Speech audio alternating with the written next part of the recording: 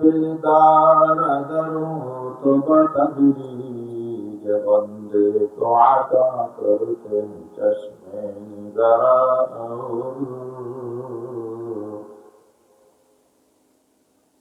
बंदे को आता करते चश्मे निगरा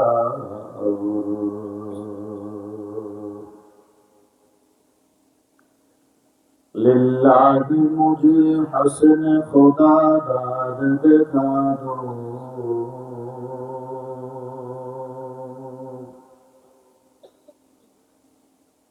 लिल्लाही मुझे हसन खुदा दाद दिखा दो दीदार दिखाते नहीं आवाज सुना दो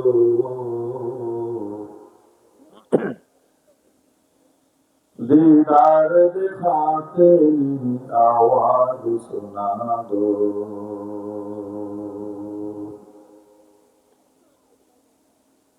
मैं दूर हूँ मजबूर हूँ ऐ सैयद आलम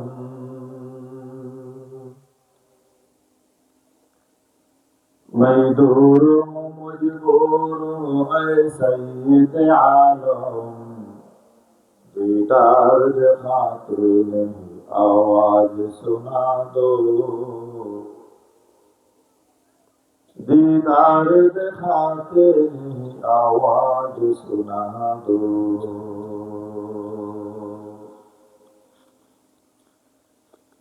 कद्र गिरामी वाजिबुल इहतराम हजरत उलमाए किराम इमाम मसाजिद खुतबाए मसाजिद अजीज तालिबान उलूम नबुवा ঐতিহ্যবাহী ভোলা জেলার অন্তর্গত তজুমুদ্দিন থানাধীন চতুর্পাশে নদী বেষ্টিত ছোট্ট একটি দ্বীপ ভোলা, তার মধ্যে আবার চাঁদপুর ইউনিয়নের একটি ওয়ার্ড। আল্লাহ পাকের অনেক বান্দা বান্দি বসবাসের স্থান এই মুজাম্মেলের অন্তর্গত ঐতিহ্যবাহী এই মুক্তিযুদ্ধ বাজারে দারুস সুন্নাহ কওমি মাদ্রাসা এবং এলাকাবাসীর উদ্যোগে আয়োজিত 3 রাত ব্যাপী পবিত্র তাফসীরুল কোরআন মাহফিলের এই 10তম মাহফিলের আজ দ্বিতীয় রাত সমাপনী জলসা। জাতির শ্রেষ্ঠ সন্তান হযরত উলামায়ে কেরাম মুসল্লিয়ান নিজাম আলোচনার সর্বপ্রথম মা বোনেরা উপস্থিত রয়েছেন। আমাদের এই সভা মঞ্চে উলামায়ে কেরামের পাশাপাশি আপনাদের সকলের প্রাণপ্রিয় নেতা, যিনি একটি মা মুরগির মতো সাদেরকে বেষ্টন করে সিলেট থাবা থেকে বিভিন্ন নির্যাতন নিধন বিভিন্ন ভয় ভীতি থেকে আপনাদেরকে সুন্দর করে একটি বেষ্টনীর মধ্যে রেখেছেন, যার ইতিমধ্যে আমার চাপাবাজি লৌকিকতার অভ্যাস খুব কম। আমি গতকাল থেকে ইতিমধ্যে যার যথেষ্ট প্রশংসা শুনেছি, ইতিমধ্যে মিডিয়ায় দেখেছি, একাধিক সেল মিডিয়া, ইলেকট্রিক মিডিয়া, প্রিন্ট মিডিয়াতে। আজকে গতকাল আমার এখানকার প্রোগ্রাম বিভিন্ন মিডিয়া বিভিন্ন ফ্লাউ হওয়ার পরে আমি অনেকবার ফোন পেয়েছি যে আপনি যেখানে যাইতেছেন সেখানে একজন লোক আছে সালাউদ্দিন নেতা নামে, পাদুইটা যদি বলেন এটা সত্য কথা, সালাউদ্দিন নেতা নামের একজন লোক আছে, গেলে দেখুন খুব ভালো। তেমন কত ভালো লোকই তো আমাদের সাথে সাক্ষাৎ হয়ে দেখা হয়। আসলে বাস্তবে যার আলোক, যার মানে নিউজ ব্যবহার, যার আচার আচরণ ইতিমধ্যেই সুনাম সুখ্যাতি শুনে আমি কোনো প্রশংসা তার করবো না, কিন্তু আল্লাহ তাআলার কাছে দোয়া করবো আল্লাহ তাআলা যেন প্রত্যেকটা শহরে গ্রামে অঞ্চলে আমাদের গোটা দেশটাকে আমাদের চতুর্পাশ থেকে এরকম বেষ্টনী দিয়ে আমাদেরকে হেফাজত করে রাখার জন্য আল্লাহ যেমন এমন একজন নেতৃত্ব সকল জায়গায় আল্লাহ তৈরি করে দেয়। এরপরে আমার কিছু বলার নাই। তো এই স্বনামধন্য আমাদের আজকের এই সালাউদ্দিন পাটোয়ারী সাহেবের আব্বাজান আমাদের মাহফিলের সভাপতিত্বের দায়িত্ব পালন করতেছেন। আল্লাহ তাআলা ওনার নেক হায়াতের মধ্যে বরকত দান করুন। আল্লাহ রাব্বুল আলামিন আমাদেরকে সুন্দর মুক্ত বাতাসে আল্লাহর আসমানের নিচে মানব রচিত একটি সামিয়ানার নিচে বসে কোরআন শোনার জন্য তৌফিক দিয়েছেন, কবুল করেছেন। আল্লাহ তাআলা আমাদেরকে যেন কিয়ামতের দিন এই মাহফিল আমাদের নাজাতের উসিলা করে দেন। গতকাল যিনি আলোচনা করেছেন, আগামী দিন যিনি আসবেন, দুইজনকে মিল করলে আমার অবস্থা কি জানেন? গতকালকার যে সুললিত কণ্ঠ, আগামী দিন যিনি আসবে কুকিল কণ্ঠ। তো সুললিত কণ্ঠ আর কুকিল কণ্ঠ বাদ দিলে মাঝে খায় কি? দুইটায় দুধ খায়, একটায় আমার কাজে রুগলালে না। শীতকালে তিনজনে যদি শোয় আর চাদর বা কম্বল খাতার ল্যাব যদি ছোট হয়, মাঝে এলার কোনো চিন্তা আছে? কোনো আল্লাহ ভরসা লাগে? দুজনে যা মন চায় তা করি, মাঝে এলার কি নেই। খোলাফান তিনটা হইলেও মাজারোটাই সবসময় বলে, ও বড় গাড়ি আর ছোট গাড়ি মাজা, আমি তো না করবি, মানে হেরে কিছু করেই না। বাপ্পার কাছে কি বললাম ছোট বড় মেজো সেজো আসেনি আপনাদের এখানে? সবই কি? এরপরও বড়টাকে আমি কুলির বলত, আমার খাটেই গেল। মাঝারোটা কয় আগে ঘরে বলা দেখি আমি মাঝের থেকে বাদ। আর ষোলোটা কেউ আইসি আল্লাহ করে দুই নাই, আমি আর পাইছি। তো সবকিছু মিলে আমি তো মাঝে, আমারও তো ধান্দার দরকার নেই। আমার কাজ হলো খালি সময় 2-3 ঘন্টা, যেহেতু রাত্রে আর যাওয়াই যাইব না, ফজরের পরে আমার দায়িত্ব হইব, তাই আমি ফজর পর্যন্ত সবার এনে মারে আছি। আল্লাহ থাকা যাইবে তো ইনশাল্লাহ। লক্ষণই বোঝা যায় আপনাদের যাওয়া শুরু করবে। কারণ না পাইবেন কণ্ঠ, না পাইবেন সুর, না পাইবেন কিছু, সরে পাবেন দূর। আল্লাহ তাআলা শেষ পর্যন্ত আমাদেরকে বসার তৌফিক দেন। কেন বসবো? قال سيدنا رسول الله صلى الله عليه وسلم قال بلسان الملائكة في آخر مجلسكم قوموا اذهبوا إلى مضاجعكم أي بيتكم وفي رواية داركم قوموا مغفورا لكم هكذا مفهوم الحديث أو كما قال عليه الصلاة والسلام।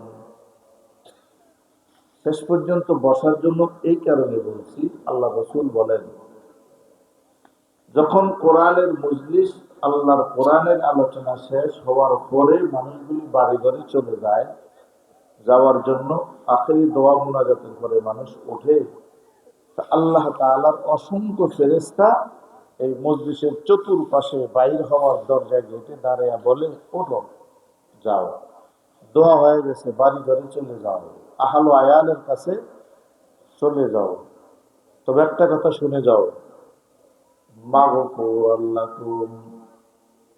জীবনের বালে ঘমার পর থেকে আজকে 16 ডিসেম্বর মাহফিলের শেষ পর্যন্ত যত গুনাহ হয়েছে, আল্লাহ রাব্বুল আলামিন এই মজলিসে বসার কারণে কোরআনের বরকতে, কোরআনের ইজ্জতে, পাওয়ার ক্ষমতায়, অলৌকিকতায় তোমাদের জীবনের সব গুনাহগুলো মাফ করে দিয়েছে। কোনো গুনাহ নাই, বাড়ি ঘরে চলে যাও। ফি রিওয়ায়াতিল মুসলিম, বিশুদ্ধ কোরআন আল্লাহর আসমানের নিচে জমিনের উপরে সবচেয়ে দামি জিনিস হলো আল্লাহ পাকের কোরআন। কোরআনে কারিমের পরে সবচেয়ে দামি গ্রন্থ হইল বুখারী শরীফ। বুখারী শরীফের পরে সবচেয়ে দামি কিতাব হলো মুসলিম শরীফ। এই মুসলিম শরীফের মধ্যে নবী বলেন, বাদদালনাহু বিসাইয়্যাতিল হাসানাত। অন্য হাদিসের মধ্যে নবী বলেন, অবুদ্দিলাতিস সাইয়্যাতু বিল হাসানাত। তুমি শুধু গুনাহ মাফ হয়ে গেছে এই জন্য চলে যাওয়ার জন্য বলি না। ও আল্লাহর কোরআন প্রেমিক মুক্তি বাজারের মাহফিলের শ্রোতারা, দারুস সুন্নাহ কওমি মাদ্রাসার মাহফিলের শ্রোতারা, আয়োজকেরা, ব্যবস্থাপকেরা, কান খুলে শোনো, আল্লাহ তোমাদের শেষ মজলিস পর্যন্ত বসার কারণে তো গুনাহ মাফ করেছেন। অবুদ্দিলাতিস সাইয়্যাতু বিল হাসানাত। তোমাদের গুনাহগুলোকে আল্লাহ নেক বানায়া তোমাদের আমল নামায় দান করে দিয়েছে।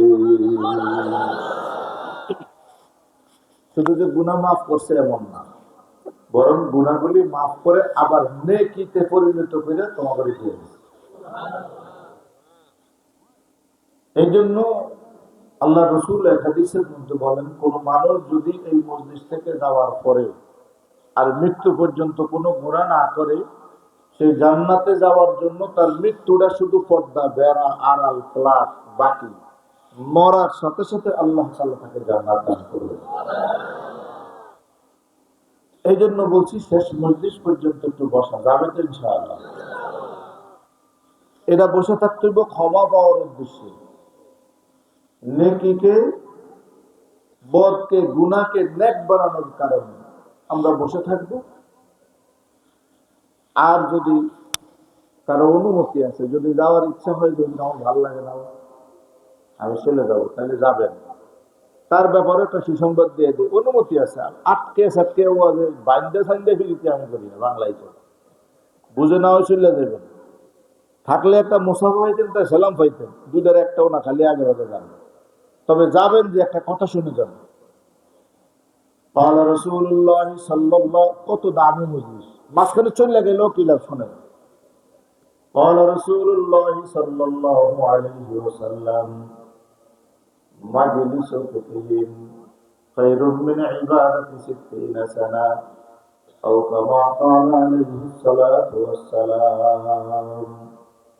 আল্লাহ রসুল বলেন, কোন মানুষ, আল্লাহর কোন বান্দা যদি কিছু সময় বসে বুঝে কাছে চলে যায়, জরুরত কাছে চলে যায়, ইস্তেঞ্জা করতে বাইরে গেছে, শয়তানে ভিড় মেরে নিয়ে গেছে, চলে যায়, এই যে কিছু সময় বৈশাখে চলে গেল, এই দাবি মজলিসটায় কি লাভ হলো?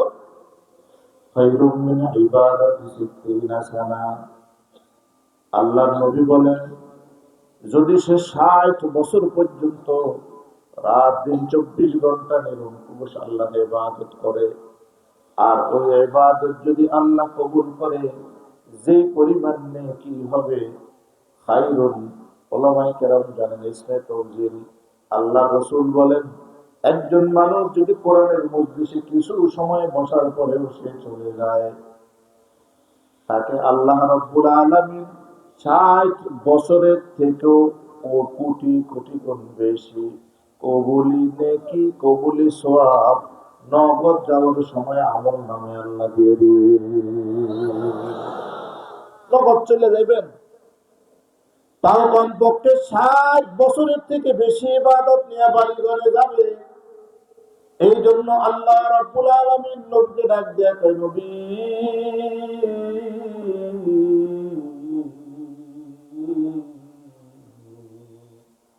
আপনি আপনার উম্মতকে জানিয়ে দেন, আল্লাহ রাব্বুল আলামিন সব নবীদেরকে কোন মুজিজা দিয়েছে, কোন অলৌকিক পাওয়ার দিয়েছে। নবীরা ইন্তেকাল করেছে, তার অলৌকিক পাওয়ার খতম হয়ে গিয়েছে। মূসা আলাইহিস সালামকে লাঠির মুজিজা দিয়েছেন, মূসা নবী চলে গেছে, মূসার লাঠির মুজিজা খতম হয়ে গেছে। ঈসা আলাইহিস সালামকে কুম বিইজনিল্লাহ বলে কবর থেকে মৃত মানুষ জীবিত করার ক্ষমতা দিয়েছে। ঈসা নবী চলে গেছে, ঈসা নবীর লাঠির মুজিজা চলে গেছে। হযরত দাউদ আলাইহিস সালামকে আল্লাহ আকাশ থেকে বিশাল বড় একটা শিকল দিয়েছেন, উম্মতের বিচার কার্য সমাধা করার জন্য। যখন উম্মতের কোন বিচার হতো, ওই লোহার শিকল দিয়ে মুখ করে ধরা লাগতো। ধরার সাথে সাথে যেই রকমের কথা সত্য, যেইটা মিথ্যা, যেইটা সত্য, শিকল অটোমেটিক বলে দিত। এমন অলৌকিক পাওয়ারের শিকল আল্লাহ দাউদ নবীকে দান করেছেন। কোটি কোটি টন মন শিকল আছে, কথা বলে না। অনেক অসংখ্য গণিত লাঠি আছে, মূসা পয়গম্বরের লাঠির মতো অলৌকিক পাওয়ার আর ক্ষমতা দেখায় না। আল্লাহ নবীকে আল্লাহ ডাক দিয়ে কই, নবী আপনি আপনার উম্মতদেরকে জানিয়ে দেন, আল্লাহ পাকের কোরআনের বরকত আর কোরআনের অলৌকিক পাওয়ার আর ক্ষমতা এত বেশি, এত বেশি যে মূসা চলে গেছে, মূসার লাঠির ক্ষমতা চলে গেছে। ঈসা চলে গেছেন, ঈসা পয়গম্বরের কুম বিইজনিল্লাহর ক্ষমতা চলে গেছে। আল্লাহ রাব্বুল আলামিন নবীকে বলে, দাউদ নবী চলে গেছেন, দাউদ পয়গম্বরের শিকলের ক্ষমতা চলে গেছে, কিন্তু মুহাম্মদুর রাসূলুল্লাহ বলেন, আমি চলে যাব, আমার কোরআনের ক্ষমতা কিয়ামত পর্যন্ত আমার উম্মতের কাছে রয়ে যাবে। কোরআনের গুণ আর কোরআনের ক্ষমতা সম্পর্কে বিশদ আলোচনা। এই কোরআনের মজলিসে কোনো মানুষ যদি গুনাহ নিয়ে ঢোকে, আল্লাহ রাসূল ডাক দিয়া বলেন, বেগুনাহগার মাসুম নিষ্পাপ হয়ে সে বাড়ি ঘরে যায়। আল্লাহর কোরআনের মজলিসে কোনো মানুষ গুনাহ নিয়ে আসে, সেই গুনাহগুলিকে নেকি বানিয়ে বাড়িতে যায়। আল্লাহর কোরআনের এই মজলিসে কোনো বান্দা কোনো বান্দি যদি আলোচনায় আসে, শুনে আর বসে, ওই মানুষগুলো বাড়িতে যাওয়ার সময় জান্নাতি বানিয়ে আল্লাহ বাড়িতে ফিরায়। বাড়ি থেকে আসার সময় লোকটা গুনার বোঝা নিয়ে আসছে, যাওয়ার সময় নেকের গাঁটুনি মাথায় করে বাড়ি ঘরে ফিরেছে। আল্লাহর শত্রু হইয়া এই ময়দানের মধ্যে ঢুকে আল্লাহর বন্ধু হইয়া মুনাজাতের পরে বান্দা এই মজলিস থেকে বাড়িতে ফিরে। করদাম দরদে মন্দাম, করদাম দরদে মন্দাম, সোখতন দিদার তু, করদাম দরদে মন্দাম, সোখতন দিদার তু, তুমি দানি হালে মন্দা, মঞ্চে গোয়াম পেশে তু, তুমি দানি হালে মন্দা, মঞ্চে গোয়াম पेशे तो यारो क्या बताऊं आह की तासीर को, आह यारो क्या बताऊं आह की तासीर को, अर्श तक जाता है लेकिन तुझ तक जाता है नहीं, अर्श तक जाता है लेकिन तुझतक जाता है नहीं। এই গুনাহকে মাফ করার জন্য নেককার হয়ে আল্লাহর বন্ধু হয়ে জান্নাতি হয়ে বাড়িতে যাওয়ার উদ্দেশ্যে শেষ মজলিস পর্যন্ত বসার নিয়ত তো করা গেল। এখন যদি কেউ নিয়ত করে, হাবিব কিবরিয়া নবী পাক বলেন, নিয়ত করছে বসতে পারে নাই, বাড়ি ঘরে চলে গেছে, তার কি লাভ হবে? আল্লাহ রাসূল বলেন, নিয়াতুল মুমিনি খায়রুম মিন আমালিহি, ভালো করে বুঝেন, নিয়াতুল মুমিনি খায়রুম মিন আমালিহি। কোন বান্দা যদি ভালো কাজের জন্য নিয়ত করে, ওই কাজটা করলে তার যা নেকি হতো, যা তার সওয়াব হতো, নিয়ত করার বিনিময়ে আল্লাহ ওই কাজ করার থেকে অনেক বেশি সওয়াব দান করে। কাজের থেকে নিয়তের সওয়াব বেশি, কিন্তু এই জন্য নিয়ত করা গেল। আল্লাহ তাআলা আমাদেরকে বুঝার তৌফিক দান করেন। আমরা যাদের উত্তরসূরি, দেখবেন দলীয় মানে যারা দল করে, রাজনীতি করে, এরা এখন নেতার যে আদর্শ, যেইভাবে তার গঠনতন্ত্র, তারা সেইভাবেই তাদের কাজ করে, সেইভাবেই তাদের রাষ্ট্র চলায়, তাদের অফিস আদালত নিয়ম নীতি প্রসারণা তাদের মুরব্বীদের পথ অনুসরণ করেই তারা তাদের কাজ করে, ঠিক না? যার যেরকম মেনোপোস, যেই দলের যেটা, যেই ব্যক্তির যেটা, বাবাই যেভাবে দোকান চালাইছে পুতো সেইভাবে চালায়, বাবাই যেই কয় তারিখে হালখাতা করছে ছেলেও সেই কয় তারিখেই হালখাতা করে, বাবাই যার কাছে জমি লগ্নি করে গেছে পুতেও সেইভাবে তার কাছে লাগায়, উনি আমার আব্বার চাষা। এরকম একটা মুরব্বীদের অনুসরণ আছে না নাই? ঠিক আমরা যারা আল্লাহ রসুলের বিধান মুসলমান, আমরা যে ধর্মকর্ম পালন করি, মুসলমানি ইসলামী কোরআন হাদিস মানে, নামাজ রোজা তেলাওয়াত দৈনন্দিন চলাফেরা, আমাদেরও কিন্তু মুরব্বী আছে না নাই? আল্লাহ রসুল যেভাবে শিখাইছেন, সাহাবায়ে কেরাম যেভাবে চলছেন, আমাদের জীবনকে আমরা ধর্মীয় দৃষ্টিকোণ থেকে সেইভাবে চালাইতে হবে। তাহলে আলমারউ মা'a মান আহাব্বা, নবী বলেন কিয়ামতের দিন তুমি যার পদাঙ্ক অনুসরণ করে তোমার ধর্মকর্ম চালাইছো, কিয়ামতের দিন তুমি তার সাথে হাসরের দিন উঠবে। অতএব আমাদের কর্মকাণ্ড কার্যক্রম সাহাবায়ে কেরাম নবীদের সাথে যদি মিল থাকে, আমরা তাদের সাথে উঠব।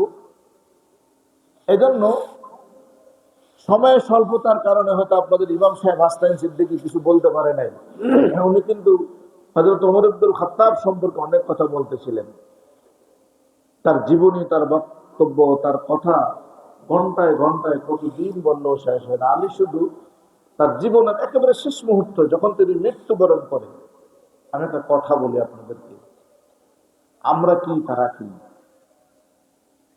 ওমর রাদিয়াল্লাহু তাআলা আনহু ইসলাম গ্রহণ করেছিলেন ৪৯ নম্বরে। একজন দুইজন করে ইসলাম গ্রহণ করতে করতে করতে যখন ৪৯ নম্বর শেষ, ৫০ নম্বরে এসে উমর ইসলাম গ্রহণ করছে। কত নম্বর সাহাবী?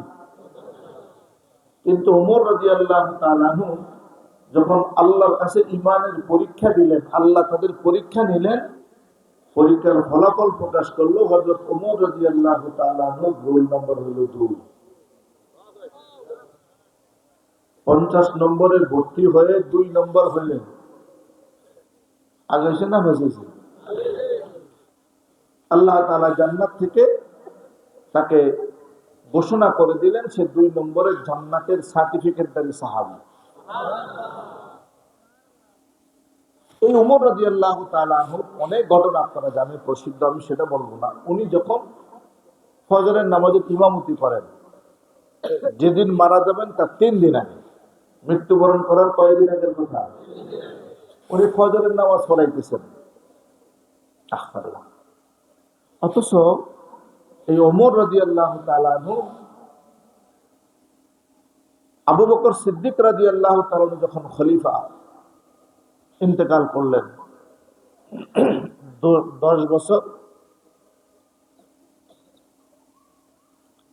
10 বছর প্লাস উনি রাজত্ব করলেন। তো আবু বকর সিদ্দিক রাদিয়াল্লাহু তাআলা ইন্তেকালের পরে ওমর রাদিয়াল্লাহু তাআলা রাষ্ট্র ক্ষমতায়। হঠাৎ করে যেই দিন ওমর ইন্তেকাল করলেন, ওই দিন ওমর রাদিয়াল্লাহু তাআলাকে দাফন করা হলো। পরের দিন, এর পরের দিন ক্ষমতায় কে বসবে, কে খলিফা হবে, এটা নিয়ে জয় ঝামেলা। ঠিক পরের দিন ওমর রাদিয়াল্লাহু তাআলা খলিফা হইলেন। হওয়ার পরে উনি জাতির উদ্দেশ্যে ভাষণ দিবেন। ওসমান রাদিয়াল্লাহু তাআলা, আবু বকর সিদ্দিক ইন্তেকাল করে অনেক মানুষ অস্থির, কান্নাকাটি করে সান্ত্বনা দিবেন। আবু বকর সিদ্দিকের নামে গরু কাটবেন, খাওয়ান দিবেন, রাষ্ট্রীয়ভাবে শোক পালন করবেন। কত কাজ রাষ্ট্রের আছে না নাই? ওমর রাদিয়াল্লাহু তাআলা ইসলাম গ্রহণ করার পরে কি মানুষটা দেখেন, উনি খলিফা হওয়ার পরে ২৬ লক্ষ বর্গমাইল এরিয়ার রাষ্ট্রনায়ক হওয়ার পরে উনি শপথ পাঠ করে আস্তে করে ওনার মসনদ ক্ষমতা থেকে চেয়ার থেকে নেমে গেলেন। সবাই বসে আছেন, ওমর রাষ্ট্র ক্ষমতা পেয়েছে, কত বক্তব্য দিব, ইশতেহার দিব, এই দিব সেই দিব, কিচ্ছু না। উনি নেমে গেলেন, সরাসরি ঘরে গেলেন। আপন গৃহে নিজের ঘরেই প্রবেশ করে অল্প কতটুকু ফিরনি তৈরি করলেন, রান্না বান্না করে ফিরনি তৈরি করে একটা বাটির মধ্যে করে নিয়ে তিনি কোথায় যেন রওনা করলেন। অন্যান্য সাহাবায়ে কেরাম ওমরের পিছু নিলেন। ওমর প্রথম খলিফা হলেন, প্রথম রাষ্ট্রনায়ক হলেন। আমাদেরকে কিছু না বলে তিনি ঘরে গিয়ে রান্না তৈরি করে কোথায় যাইতেছেন। ওমরের পিছনে পিছনে লোকেরা হাঁটতেছে, সাহস করে তার কাছে যায় না, জিজ্ঞেস করে না। লোকেরা দেখলেন হযরতে ওমর ওই খাবারটা নিজের হাতে তৈরি করে একটা মেটো পথ রাস্তা দিয়া যমুনার মধ্যে দিয়ে সামনে হাঁটা শুরু করেছে। হাঁটতে হাঁটতে দূর থেকে দূর, বহু দূর চলে গিয়ে একটা মরা গাছের গোড়ার কিনারে শিকড়ের উপরে তিনি বসলেন। ওমর সেই শিকড়টার উপরে বসে শিকড়ের নিচের থেকে পচা দুর্গন্ধময় রুগী, অসুস্থ, ক্লান্ত, শ্রান্ত, অন্ধ একজন মানুষকে তাই না ওমর নিজের প্রাণের উপরে নিয়ে বসলেন। ২৬ লক্ষ বর্গমাইল এরিয়ার রাষ্ট্রনায়ক পচা দুর্গন্ধ একটা মানুষকে রানে উঠাইলেন। এবার সুন্দর করে তার মুখ গহ্বর অন্তর ভিতরে মাথা পরিষ্কার করে বাড়ি থেকে যে খাবারটা তৈরি করে নিলেন ওই খাবারটা আস্তে করে আঙ্গুলি দিয়ে উঠিয়া ওই পচা লোকটার মুখের মধ্যে দিতেছেন। হঠাৎ করে লোকটার মুখটা বন্ধ করে ডাক দিয়া কয়, তোমার খাবার খাবো না, তোমার খাবার মুখে নিব না, কারণ গত 2 দিন আমি কেন উপবাস ছিলাম, কিয়ামতে আমি তোমার বিরুদ্ধে আল্লাহর আদালতে মামলা দিব। ওমর ইবনুল খাত্তাব রাদিয়াল্লাহু তাআলা লোকটাকে কিছু না বলে সুন্দর করে ধুয়ে পুষে মুছে আগে মুখের ভিতরে খাবার দিলেন। খাবার দেওয়ার সাথে সাথে লোকটা মুখের মধ্যে যখন আঙ্গুলি দিয়ে খাবার দিতেছে ভালো করে বুঝেন, হা করে মুখের ভিতরে যখন আঙ্গুলি দিলেন, খাবার দিতে গিয়ে 3টা আঙ্গুলিকে বাঁকা করে চামচ তৈরি করেছে। মুখের মধ্যে খাবারটা দেওয়ার সাথে সাথে আঙ্গুলির গুটা মাথায় নিয়ে মুখের ভিতরে ধাক্কা খেয়েছে। গোটা ধাক্কা খাওয়ার সাথে সাথে আঙ্গুলির মাথার শক্ত মুখের সাথে লোকটা ব্যথা অনুভব করে উঠ করে চিৎকার দিয়ে উঠেছে। আর মুখটা খাবারের থেকে সরিয়ে বলতেছে, কে তুমি, খাবার খাওয়াইতে আসছো? আমার মনে হয় 2 বছর 8 মাস 10 দিন পর্যন্ত যিনি আমাকে খাবার খাওয়াইছে উনি মনে হয় তুমি না, তুমি আবার নতুন কে খাবার দিতে এসেছো। 2 বছর 8 মাস 10 দিন রাষ্ট্রনায়ক ছিলেন হযরত আবু বকর। সুবহানাল্লাহ। হয় না? চিন্তা করেন, অন্ধ দুর্গন্ধ পচা লোকটা ডাক দেয়া কয়, তুমি কে? 2 বছর 8 মাস 10 দিন যিনি আমাদের খাবার খাওয়াইছে মনে হয় তুমি সেই লোক না, তুমি কে নতুন কইরা আইছা আমাকে খাবার দিতে গিয়ে কষ্ট দাও, তুমি তো সেই লোক না। ওমর চিন্তা করলেন, আল্লাহ, 2 বছর 8 মাস 10 দিন আবু বকর রাষ্ট্রনায়ক এই গাছের গোড়ায় জঙ্গলের মধ্যে এসে এই পচা লোকের খাবার খাইয়েছে। ওমর রাদিয়াল্লাহু তাআলা তাকে খাবার দিতে গিয়ে চিন্তা করেন, আমি যেইভাবে খাবার দিয়েছি আবু বকর মনে হয় লোকটার এইভাবে খাবার দেয়নি, তাহলে উনি কেন কষ্ট পায়? এবার তিনি ডাক দিয়া বলেন, ভাই রে, এত বছর এতদিন যিনি খাবার খাওয়াইছে তিনি তোমার কিভাবে খাবার খাইয়েছে? উনি কণ্ঠ শুনে কয়, ভাই, এটা তো আবু বকরের গলার আওয়াজ না।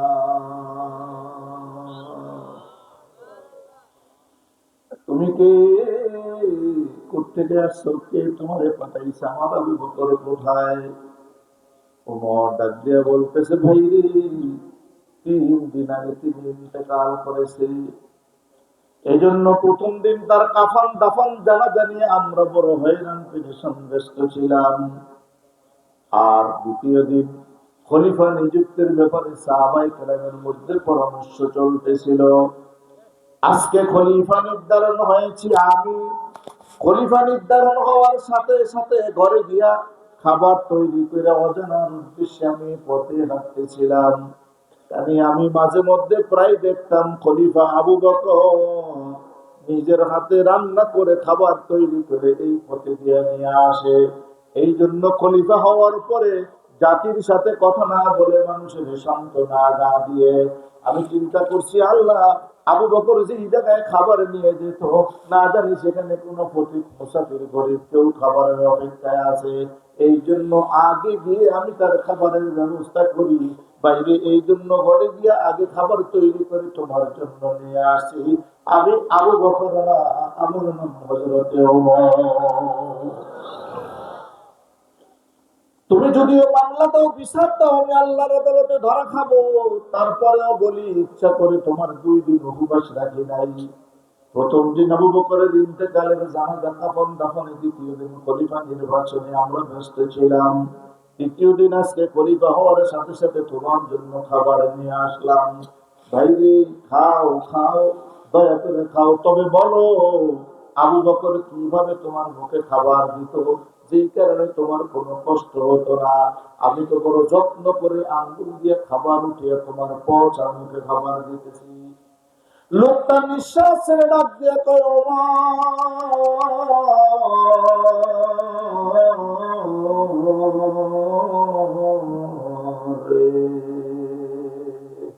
আবু বকরের যতদিন খাবার দিয়েছে, আগে খাবারটাই না নিজের মুখের মধ্যে নিয়া ওই মুখটা আমার মুখের সাথে লাগায়া আবু বকরের মুখের থেকে আমার মুখে খাবার ঢেলে দিয়েছে।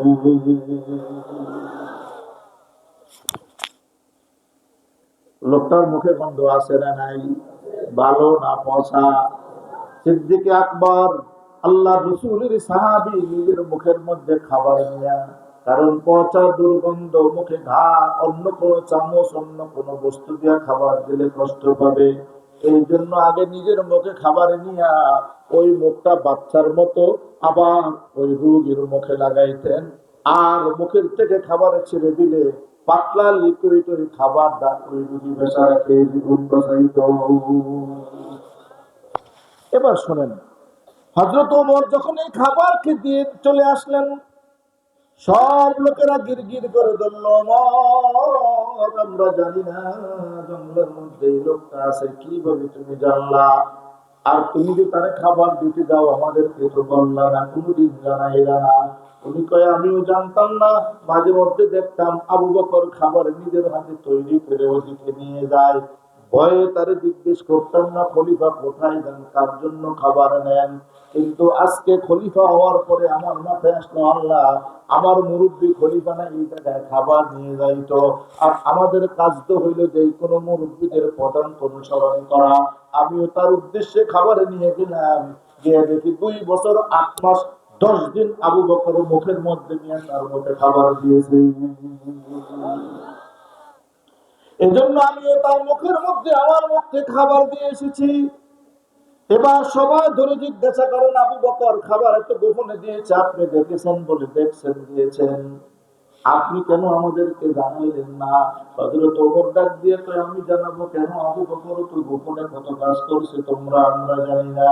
এবার খলিফা ওমর ডাক দিয়ে কয়, আবু বকরের জীবনে যখন রাষ্ট্রপতি ছিলেন, রাষ্ট্রনায়ক ছিলেন, রাত্রে বসে বসে সন্ধ্যার পরে সব তালিকা করতেন, অমুক জায়গায় একজন বিধবা, কথা কি বোঝা যায়? অমুক জায়গায় একজন বিধবা নারী আছে, এই বিধবা নারীর রাষ্ট্রীয়ভাবে খাবারটা পৌঁছে দিবে ওমর। অমুক জায়গায় একজন অসুস্থ রোগী আছে, তার ঔষধ বিমার গাড়ি, তার দেখাশোনার দায়িত্ব হযরতে ওসমান। অমুক জায়গায় একজন এতিমের সংসার, 3 জন ঘরের লোক আছে, এই 3 সদস্য বিশিষ্ট পরিবারের খাবার পৌঁছে দিবে আলী। অমুক জায়গায় একজন মানুষ বড় অভাবে আছে, তার অভাব পূরণের জন্য তার ঘরে চাল পৌঁছে দিবে খাব্বাব। অমুক জায়গায় একজন মানুষ আছে, 5 জন সদস্য মহিলা আছে, তার স্বামী নাই, কামাই রুজি করার কেউ নাই, তার ঘরে রাষ্ট্রীয় কোষাগার থেকে মালামাল পৌঁছে দিবে খোবায়েব। এরকম প্রতিদিন তালিকা করতেন। ওমর ডাক দিয়ে বলেন, বহু জায়গায় দেখতাম খাবার পৌঁছানোর দায়িত্ব আছে, রোগী মানুষের সেবার দায়িত্ব আছে, নেওয়ার কথা আছে, রাষ্ট্র থেকে দেওয়ার বিধান আছে, কিন্তু কে এই কাজটা করবো সেই ঘরের মধ্যে কারো নাম নেই, ঘরটা খালি। ওমর বলেন, আমি চিন্তা করলাম, আল্লাহ এই ঘরটার ভিতরে যেহেতু কারো নাম নাই, আমি গোপনে গিয়া সেই ঘরে খাবার পৌঁছে দেব, ওই ঘরের মানুষের সেবা করব। অসুস্থ রোগী মলমূত্র ত্যাগ করে বিছনা পরিষ্কার করে রাখছে, ফজরে গিয়া গিয়া আমি তার বিছনাটা পরিষ্কার করে দিয়ে আসবো। ওমর বলতেছেন, সাহাবীরা, যে ঘরটা খালি, আমি ভোর বেলা সেই জায়গায় গিয়া ডাক দিয়া বলছি, মা দরজাটা খুলেন, আপনারা তো অসুস্থ রোগী, আপনাদের মলমূত্র পরিষ্কার করার কেউ নাই, আমি সরকারি লোক, আমি আসছি পরিষ্কার করে দিয়ে যাবো। ওমর বলেন, আমি যখন এই কথা বলতাম, ভিতরের থেকে আওয়াজ দিয়া বলতো, ভাই আপনি কি আসছেন, চলে যান, আপনার আগে একজন মানুষ আইসা আমাদের ঘরের সব ধুয়ে মুছে পরিষ্কার করে দিয়ে চলে গেছে।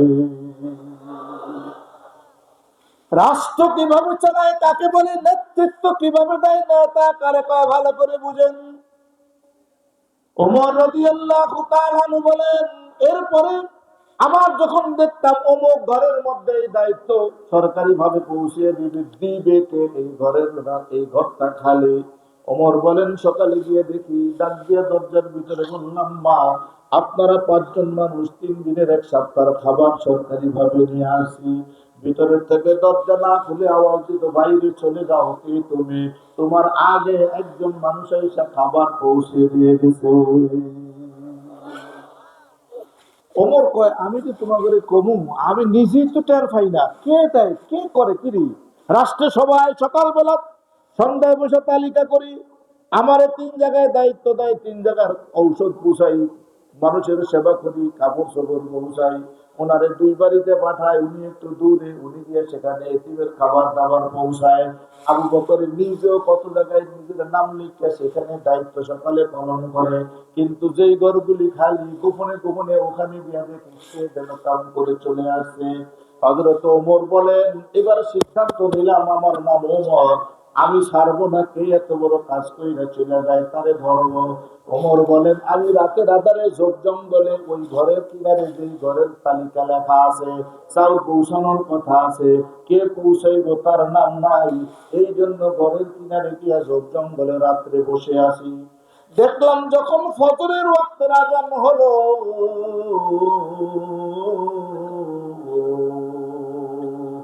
দুনিয়ার কেউ না,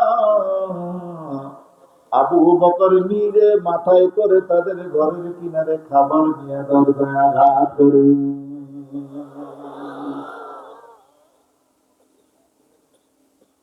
এই জন্য ওমর রাদিয়াল্লাহু তাআলা আনহু বলতেছেন, ভাইরে, আমি আবু বকরকে এই সমস্ত কাজগুলি করতে দেখছি, নিজে তো আমাদের সামনে তালিকার নাম ছিল, গোপনে গোপনে বহু খেদমত জাতির করেছে, জনগণের করেছে, আমরা টের পাই নাই।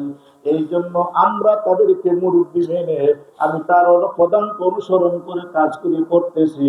দোয়া করবা, যতদিন আমাকে আল্লাহ ক্ষমতায় রাখে, আমি যেন আবু বকর সিদ্দিককে অনুসরণ করে আমি যেন রাষ্ট্র পরিচালনা করতে পারি। কথা কি বুঝেন আমার বাবা ভাই বন্ধু? এই জন্য বলতেছিলাম, প্রত্যেক মানুষের মুরব্বী থাকে, অভিভাবক থাকে। আমাদের অভিভাবক আছে আল্লাহর নবী, নবী পাকের সাহাবী, আমাদের সকলের অভিভাবক। রাজনৈতিক মতাদর্শ যার যার থাকতেই পারে, কিন্তু আমরা ধর্ম, কর্ম, ইসলাম, নামাজ, রোজা সর্ব জায়গায় আমরা নবীকে মানব, সাহাবীদের প্রধান অনুসরণ করব, আল্লাহর নবীদের কথা শুনবো, কোরআন হাদিসের কথা শুনে জীবন ব্যাপে করব। বলেন কথা ঠিক না বেঠিক? এজন্য আমি কোরআনে কারীমের এক টুকরা আয়াত তিলাওয়াত করেছি, বরকতার নবী পাকের অগণিত হাদিসের থেকে কয়েকটা হাদিস তিলাওয়াত করেছি। আল্লাহ রাব্বুল আলামিন তৌফিক দিলে তার উপরে কিছু কথা বলার চেষ্টা করব, যেই কথার দ্বারা আমার লাভ হবে, যেই কথার দ্বারা যারা কষ্ট করে মাহফিল জোগাইছেন আল্লাহ তাদেরকে উপকার দিবে, যেই কথার দ্বারা আপনারা বড় বাড়িঘর চাইলে কষ্ট করে কাম কাজ করাইয়া বড় আগ্রহ নিয়ে এই কোরআনের মজলিসে আসেন, যে কথাগুলির দ্বারা আপনাদের এই সময়টার উপকার হবে, কষ্ট করে আসার দ্বারা দুধের আপনার কিছু ভরাট হবে, যে কথাগুলোর দ্বারা বাড়ি করে গেলে জীবনটার পাতেও হবে, মরণ পর্যন্ত কথাগুলো স্মরণ করে কিছু একটা করতে পারবো। আল্লাহ পাক এই আয়াতের উসিলায় আমাকে এমন কথা আপনাদের সামনে বলার জন্য উপর থেকে তৌফিক দান করে বলেন আমিন। আল্লাহ তাআলা বলেন, ওয়াল্লাযীনা আমানু আশাদ্দু হুব্বাল লিল্লাহ, প্রকৃত ঈমানদার, প্রকৃত মুমিন, দুনিয়ার মধ্যে আমার ওই সমস্ত বান্দা এবং বান্দীরা, যে সমস্ত বান্দা বান্দির অন্তরের ভিতরে সব থেকে বেশি ভালোবাসার মহব্বত থাকবে তার আল্লাহর জন্য। ভালো করে বুঝেন, আল্লাহ রাব্বুল আলামিন বলে, বান্দারা ভালো করে বুঝো, তোমার অন্তরের ভিতরে সন্তানের মহব্বত থাকবে, এটা কোনো গুনাহ না। অন্তরে বিবির ভালোবাসা থাকবে, এটা গুনাহ না, বরং নেকি হবে। অন্তরের ভিতরে মায়ের জন্য সন্তানের ভালোবাসা থাকবে, সন্তানের অন্তরে মায়ের মহব্বত, বাবার ভালোবাসা থাকবে। শ্বশুর শাশুড়ি আত্মীয় স্বজনের জন্য মহব্বত থাকবে, এমনকি কষ্টে অর্জিত অর্থ জায়গা সম্পদের মহব্বত, ভালোবাসা থাকবে। যেই যেই ব্যবসা করে সেই ব্যবসার জন্য তার মায়া থাকবে, থাকবে কি থাকবে না? কিন্তু আল্লাহ রাব্বুল আলামিন বলেন, এই মায়া থাকা নিষেধ না, অন্তরের ভিতরে জমিনের মহব্বত নিষেধ না, অন্তরের ভিতরে সন্তান, বিবি, বড় বাচ্চা, টাকা পয়সা, ভক্ত সম্পদ, ভোগ বিলাসের মহব্বত, গাড়ি বাড়ি নিষেধ না, কিন্তু আসাদ্দু হুব্বাল লিল্লাহ, সব থেকে মহব্বত, ভালোবাসা থাকতে হবে আল্লাহর জন্য। এটাই আমার ওয়াজের শুরু, এটাই আজকে আলোচনার শেষ। একটা কথাই মনে রাখবেন, গতানুগতিক ওয়াজ আমি বুঝিও না, করিও না। আমার কথা বুঝতে হবে, বুঝাইতে হবে, বাড়িতে গিয়ে কেউ জিজ্ঞেস করলে বলতে হবে, এতটুকু বুঝাবার চেষ্টা করি। আল্লাহ রাব্বুল আলামিন বলেন তোমার অন্তরে মহব্বত থাকবে। তুমি জেলে মানুষ, নৌকার মহব্বত থাকবে নিষেধ না।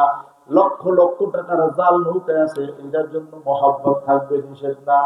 কারণ একটা জাল যদি কিছুর লাগে বাইরে ছিড়িয়া যায়, কলজাটার ভিতরে ধাক্কা লাগে কি লাগে না?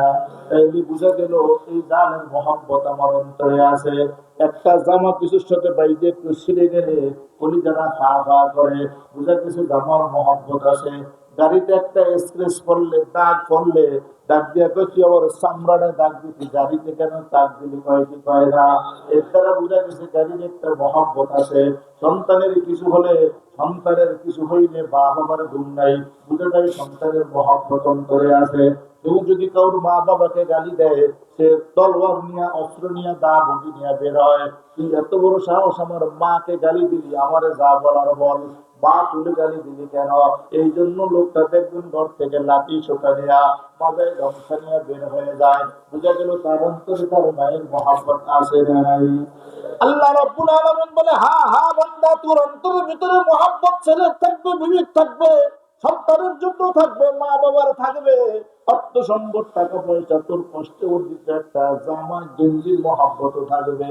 কিন্তু এটা নিষেধ না।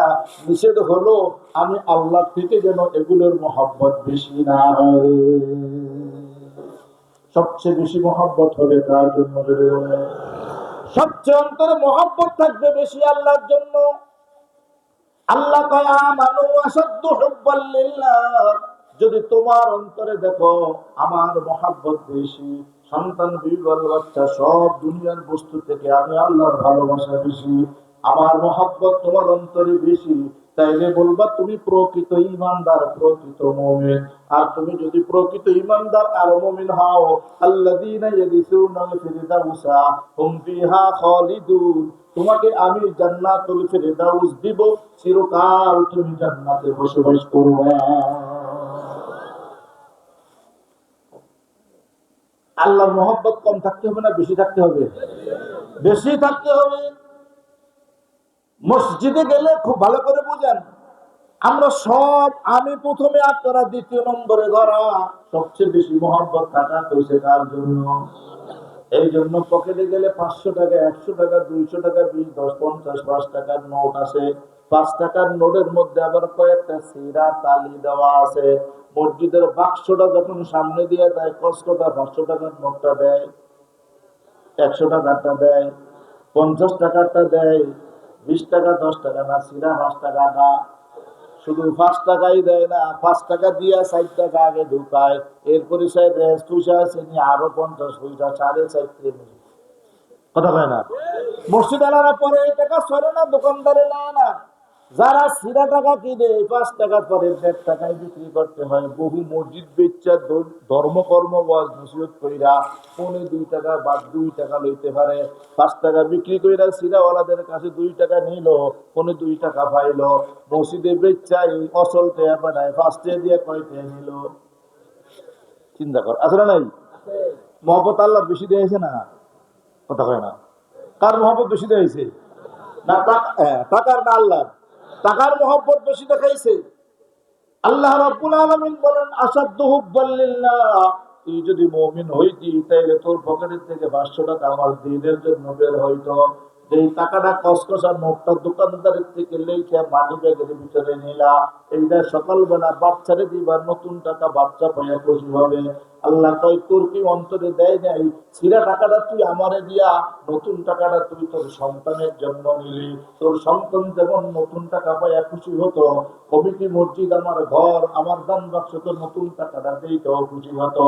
তুই তো এখানে আইসা আমার থেকে তোর সন্তানকে ভালোবাসা বেশি দেখাইলে, আমার ঘর থেকে তোর ঘরকে মহব্বত বেশি করলি, এরপরেও তুই মসজিদের সামনের কাতারে নামাজ পড়ে কও আমি বড় ঈমানদার।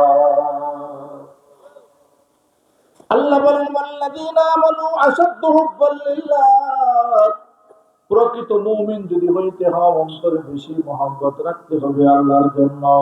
কেমন মহব্বত বললি শুনবেন। আল্লাহ রাব্বুল আলামিন এই আয়াতের তাফসীরের ভিতরে মুফাসসিরিন কেরাম লেখেন, আল্লাহ পাকের একজন বান্দা ছিলেন যাকে আল্লাহ নবুয়ত দান করেছেন, পয়গম্বর হযরত ইব্রাহিম আলাইহিস সালাতু ওয়াস সালাম। হযরত ইব্রাহিম আলাইহিস সালাতু ওয়াস সালাম সম্পর্কে সবাই জানেন। 99 বছর অথবা 120 বছর বয়স, বিয়ে শাদী করেছেন, আল্লাহ তারে কোনো সন্তান আদি দেয় না। এই ইব্রাহিম নবী আল্লাহর কাছে সব সময় দোয়া করে, রব্বি হাবিলি মিন লাদুনকা ওয়ালাদান সালিহা, আল্লাহ আপনার পক্ষ থেকে আমার একটা নেক সন্তান দান করেন। আল্লাহ আমার অন্তরটা তো আপনার জন্য উজাড় করে দিলাম, অন্তরটার ভিতরে তো আপনার ছাড়া কারো মহব্বত নাই, দুনিয়ার সব কিছু থেকে আমি আপনাকেই ভালোবাসি। আল্লাহ তারপরও আমার একটা নেক সন্তান দেন। এই সন্তানটা দিয়ে দুনিয়ার কামাই রুজি করার আমার প্রয়োজন নেই, আমাকে রোজগার করে খাওয়াবে এই জন্য না। আল্লাহ এই সন্তানটা দ্বারা আমার উদ্দেশ্য হলো যখন আমি কবরে চলে যাব, এতিম হয়ে কবরে শুয়ে থাকবো, এই সন্তানটা আমার কবরের কিনারে গিয়া আমি ইব্রাহিম নবীর জন্য তোমার কাছে দোয়া করবি। আল্লাহ এই জন্য তুমি আমাকে একটা সন্তান দান করো। বাবু ভাই বন্ধু আমার, আল্লাহ 120 বছর পয়গম্বরের বয়স হলো, 99 বছর তার স্ত্রীর বয়স হলো, চামড়া ঢিলা হয়ে গেল, আলো কমে গেছে, দাগ পড়ে গেছে, সৌন্দর্য ম্লান হয়ে গেছে, সন্তানাদি হয় না, দোয়া অবিরাম চলতেই আছে। ইব্রাহিম নবীও দোয়া বন্ধ করে না, কিন্তু আল্লাহর কুদরত সন্তানের কোন সুসংবাদ পায় না। আল্লাহর নবী একদিন দাওয়াত দিতে দিনের প্রচার নিয়ে যখন রাস্তায় বের হলেন, হঠাৎ করে ভাবতেছেন, হাঁটতেছেন, আকাশের দিকে উপরের থেকে একটা নজর আওয়াজ কানের ভিতরে আসলো। দেখে দুইটা পাখি কিসি মিসি কইরা কথা বলে। নবীরা পাখির ভাষা বুঝতেন, অনেক নবী সব প্রাণীর কথা বুঝতেন, ইথার বাতাস কি গুনগুন করতে করতে যায় সেই কথাও বুঝতেন। ইব্রাহিম আলাইহিস সালাম 120 বছর বয়স, জোয়ান না বুড়া? বুড়া না, বুড়ার পরে মহাবুড়া হয় না? বুড়া না ধন্দুল বুড়া? 120 বছর আসেনি কেউ এনে। আমাকে সহত সাহের আব্বাও তো মনে 120 হয়নি, একটা 120 হইতে হলে পড়াই তো 35 বছর কম নাকি? এই 120 বছরের বুড়া হঠাৎ করে পাখির আওয়াজ কানে, আমাদের ভিতরে কি শুনে দেখেন, মা পাখিটা কইতেছে তোর জন্যই তো খাবার আনতে গেছি, এখন দেখো না তোমাদের পেট বুইরা মায়ে খাবার দিতেছি। আর চা পাখিটা কিসিমিসি কইরা মারে পাখা দিয়া মারতেছে, আর বলতেছে মা আমার একা রেখে বসে কেন, আমি বাসার মধ্যে আমার এই ঘরের মধ্যে একটা ভয় পাইছি, তুমি আমারে রেখে গেলা কেন? এই কথা বইলা মারে খালি মারে। আর মা বাচ্চারে পাখা দিয়া মহব্বত আদর কইরা খাবারের জন্য গেছি বুঝাইতেছে, আর পাখির মুখে খাবার দিতেছে। উপরের থেকে মা বাচ্চার মুখের মধ্যে খাবার দেয়, আর আদর করে, পাখা দিয়ে যত্ন করে, ঠোঁট দিয়ে ভালোবাসা দেয়, কিন্তু নিচের থেকে চা পাখিরা মারে খালি মারতেছে, আঘাত করতেছে, আর বলতেছে আমার এইটা গেলে কেন, আমি ভয় পাইছি। আল্লাহর পয়গম্বর পাখিদের দিকে তাকিয়ে চিন্তা করে, আল্লাহ এই তো হইল মা সন্তানের ভালোবাসা, এই তো হইল মা আর মহব্বতের নিদর্শন। মা তার জন্য খাবার আনছে, কষ্ট করে খাবার দেওয়ার পরেও মা মায়ের খাইতেছে, মা বকা শুনতেছে, সন্তানের ঝাড়ি খাইতেছে, এরপরেও মা তারে আদর কইরা মহব্বত কইরা মুখের মধ্যে খাবার দিয়ে বাচ্চার পেট ভরে দিতেছে। এইবার ইব্রাহিম আলাইহিস সালাম এই 120 বছরের নবী উপরের দিকে তাকিয়ে চিন্তা করে, আল্লাহ এই পাখিটারে তুমি একটা ছা দিলা, যে ছাটা মানে মারে মহব্বত করে ভালোবাসে, মা তার জন্য খাবার জোগাড় কইরা মুখের মধ্যে দিয়া আত্মতৃপ্তি পায়, মজা পায়, স্বাদ পায়। আল্লাহ আমি একটা মানুষ, আমি একটা নবী, নবীর বংশের নবী, তুমি কি পারো না আমাকে আমার ঘরে একটা ছা দিতে, সন্তান দিতে, যে সন্তানটাও আমার সাথে এমন ভালোবাসার মান অভিমান করিলে আমাকে পারবে আর ভালোবাসবে? কথা কি বোঝেননি? এই কথা বললে যখন 2 চোখের পানি ছেড়ে দিয়ে আল্লাহর পয়গম্বর মা আর ছায়ের দিকে তাকাইয়া কান্দে, আমার আল্লাহ কুদরতি অন্তরে তুফান আর বন্যা শুরু হয়ে গেছে। আল্লাহ ডাক দিয়ে কয় আনা ইনদা মুনকাসিরাতিল কুলুব, আমি বান্দার ভাঙ্গা মনের সাথে থাকি। বান্দার যখন মনটা ভাঙ্গা যায়, দুঃখ দুর্দশায় নির্যাতন নিধন অস্থির হয়ে যায়, আল্লাহ কয় আমি তখন বান্দার সাথে থাকি। কোন মানুষ যদি কোন মানুষের অত্যাচার করে, মারে ঘরে অন্যায় ভাবে আঘাত করে, ওই দুনিয়ার কোন শক্তি না থাকায় সে প্রতিবাদ করতে পারে না, কিছু বলতে পারে না। আল্লাহ কয় তোর মনটার ভিতরে তখন আঘাত, চোখের পানিগুলি টলমল করে পরে, আর গামছা কাপড় লুঙ্গি দিয়া মোছে। আল্লাহ কয় বান্দা তুই চিন্তা করিস না, আনা ইনদা, আমি তোমার নিকটে আছি। স্টুডেন্ট তোমরও সময় হইলে কাজা কাপ্পারা প্রতিশোধ আদায় কইরা আবার আমি তোরে ক্ষমতার মসনদে বসিয়ে দিব। এই জন্য ইব্রাহিম আলাইহিস সালামকে আল্লাহ ডাক দিয়ে কয় আনা ইনদা মুনকাসিরাতিল কুলুব,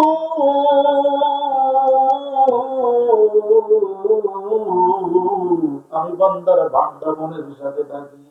ইব্রাহিম তোর মনটা ভাঙ্গে গেছে, পাখির খাওয়া দেখা, মার খাওয়ানো দেখা, পাখির মারণ দেখা, মায়ের আদর দেখা তোমার ভিতরে একটা যশ আইসা গেছে। যা যা ইব্রাহিম, 120 বছরে আমি আল্লাহ তোমার সন্তানের বাবা করে দিলাম। অনেক লম্বা কথা আমার, শুধু আসাধ্য হুব্বান লিল্লাহ, অন্তরে সবচেয়ে ভালোবাসা বেশি হবে কার জন্য জোরে বলেন। শুধু এই ইম্পর্টেন্ট এই কথাটার উপরে, এই সেক্টরটার উপরে আমি আল্লাহ শেষ পর্যন্ত কথা বলার চেষ্টা করব। মহব্বত বেশি হবে কার জন্য আবার বলেন। আল্লাহ পয়গম্বরকে আল্লাহ যখন 120 বছর বয়সে সন্তান দিলেন ইসমাইল, এই ইসমাইল যখন বড় হলো, হাঁটতেছে, আস্তে আস্তে সন্তান বড় হয়, একটু ঠোঁট নাড়া দিলে হাসে। এরপরে সন্তান বড় হয়, কোলের দিকে ঝাঁপ দিতে চায়। এরপরে যখন কোলে নেয়, কান্দের উপরে পাল্লাটা লাগিয়ে নিস্তব্ধ হয়ে থাকে, বুকের সাথে লেগে থাকে। এইভাবে আস্তে আস্তে সন্তানের জন্য মায়া বাড়ে না কমে? ঠিক। আর একটু বড় হইলে যখন কোলের দিকে ধাপ দেয়, কোনো দিকে যাওয়ার সময় কান্দা দেয়, বাচ্চা কান্দতে থাকে, মহব্বত দিন দিন কমে না বাড়ে? আল্লাহ পয়গম্বরের সন্তান ইসমাইল দিন দিন বড় হয়, নবীর অন্তরে মহব্বত বাড়ে, নবীর অন্তরের ভিতরে মহব্বত জমে। কোন দিকে গেলে পোলা কান্দে, অনেক কইয়া মা হাজারের কাছে সন্তান রেখে যায়, যতটুকু যায় খালি বাচ্চার আওয়াজ, কান্দার আওয়াজ, মনটা শক্ত কইরা আল্লাহর দ্বীনের দাওয়াতে চলে যায়। এইভাবে তিনি চাইতেছেন, বড় হইতেছেন। অনেক দিন যাওয়ার পরে যখন আল্লাহর হুকুম 2টা বছর পূর্ণ হলো, দুধ ছাড়ানো অবস্থা শুরু হয়ে গেল। এমন একদিন হযরত ইব্রাহিম আলাইহিস সালাতু ওয়াস সালাম দ্বীনের দাওয়াতে রওনা করলেন। فإذا جاء جبريل عليه الصلاة والسلام فقال يا نبي الله إبراهيم خليل الله قم على قدمك واذهب إلى بيتك। ডাক দিয়া জিবরাইল আইসা কয় নবী দাঁড়ান, এই মুহূর্তে আর দাওয়াতে যাওয়া লাগবে না, একটু বাড়ি ঘরের দিকে ফিরেন। আল্লাহর পয়গম্বর বাড়ির দিকে ফিরলেন। কিছু দূর যাওয়ার পরে ইব্রাহিম আলাইহিস সালামকে আবার জিবরাইল ডাক দিয়া বলতেছে, হুজুর বাড়িতে যাওয়ার জন্য বললেন, বাড়ির দিকে যাইতেছেন, কি জন্য যান, কি জন্য যাইতেছেন, কিছুই তো জিজ্ঞেস করেন নাই। আল্লাহর নবী ডাক দিয়া কয়, জিবরাইল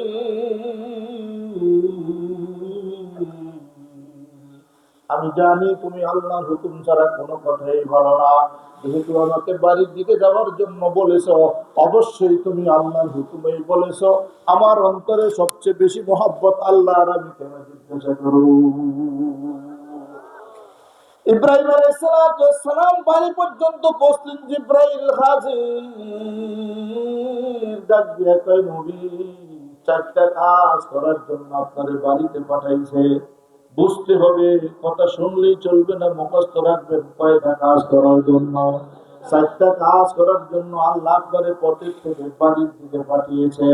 1 নম্বরের কাজ হলো আপনি আপনার 2 বছরের কলিজার টুকরা সন্তান ইসমাইলকে সাজিয়ে কাজিয়ে কোলে নিবেন। 2 নম্বর কাজ হলো তার মা হাজেরাকে সাথে করে নিবেন। 3 নম্বরের কাজ হলো সাথে কয়টা খেজুর একটা পোটলার মধ্যে বেঁধে নিবেন। 4 নম্বরের কাজ হলো ওই পোটলার খাজুরের সাথে একটা বালতি ঝড়মড় চামড়ার ব্যাগের মধ্যে কইরা কতটুকু পানি সফরের জন্য নিয়া।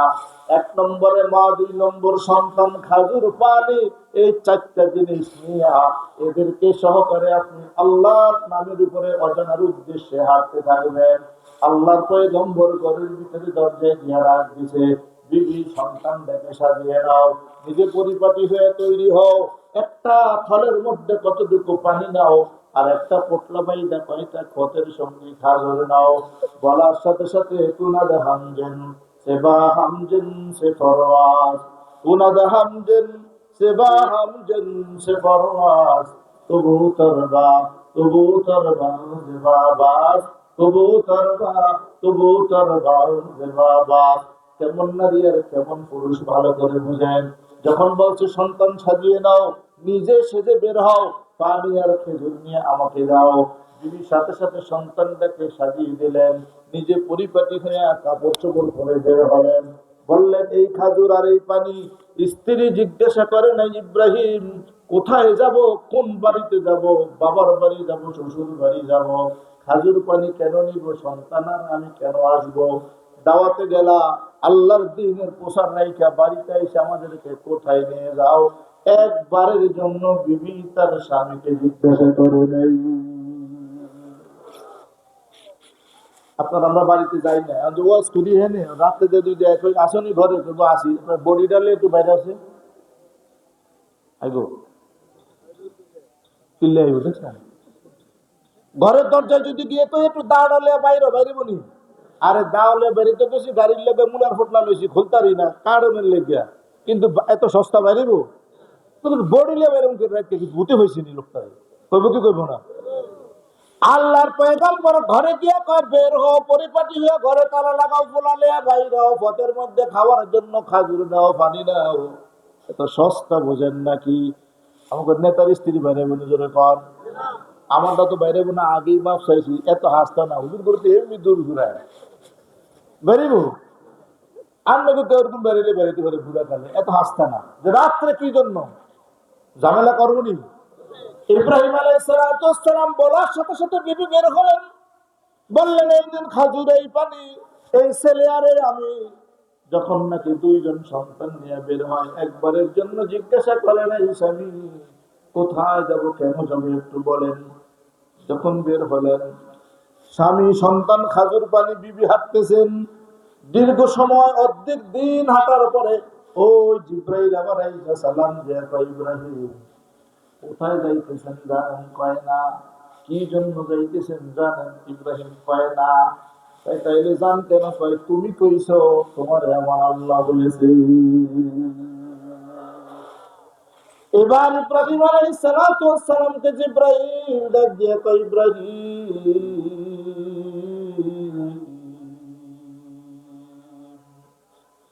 সারাদিন সন্তান বিবি খাজুর পানি নিয়ে হাঁটতে থাকবেন।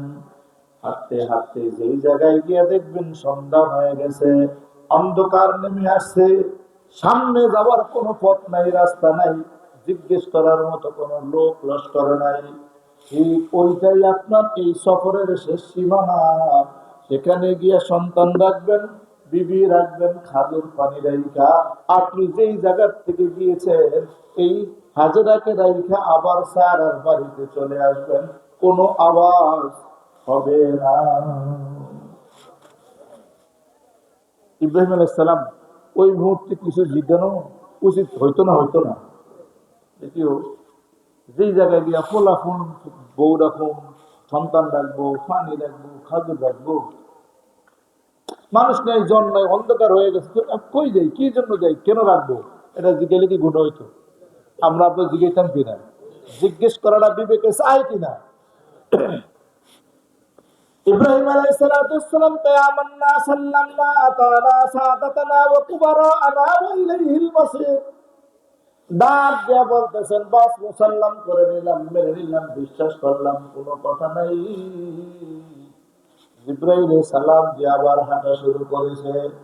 হযরত জিব্রাইল আলাইহিস সালাম যখন আসর ওয়াক্ত আবার আয়েশা দেখা করে কয় হুজুর সালাম, একটা কথা বলতে ভুলে গেছি, বলবো হুজুর? কয় বলেন। কয় ইব্রাহিম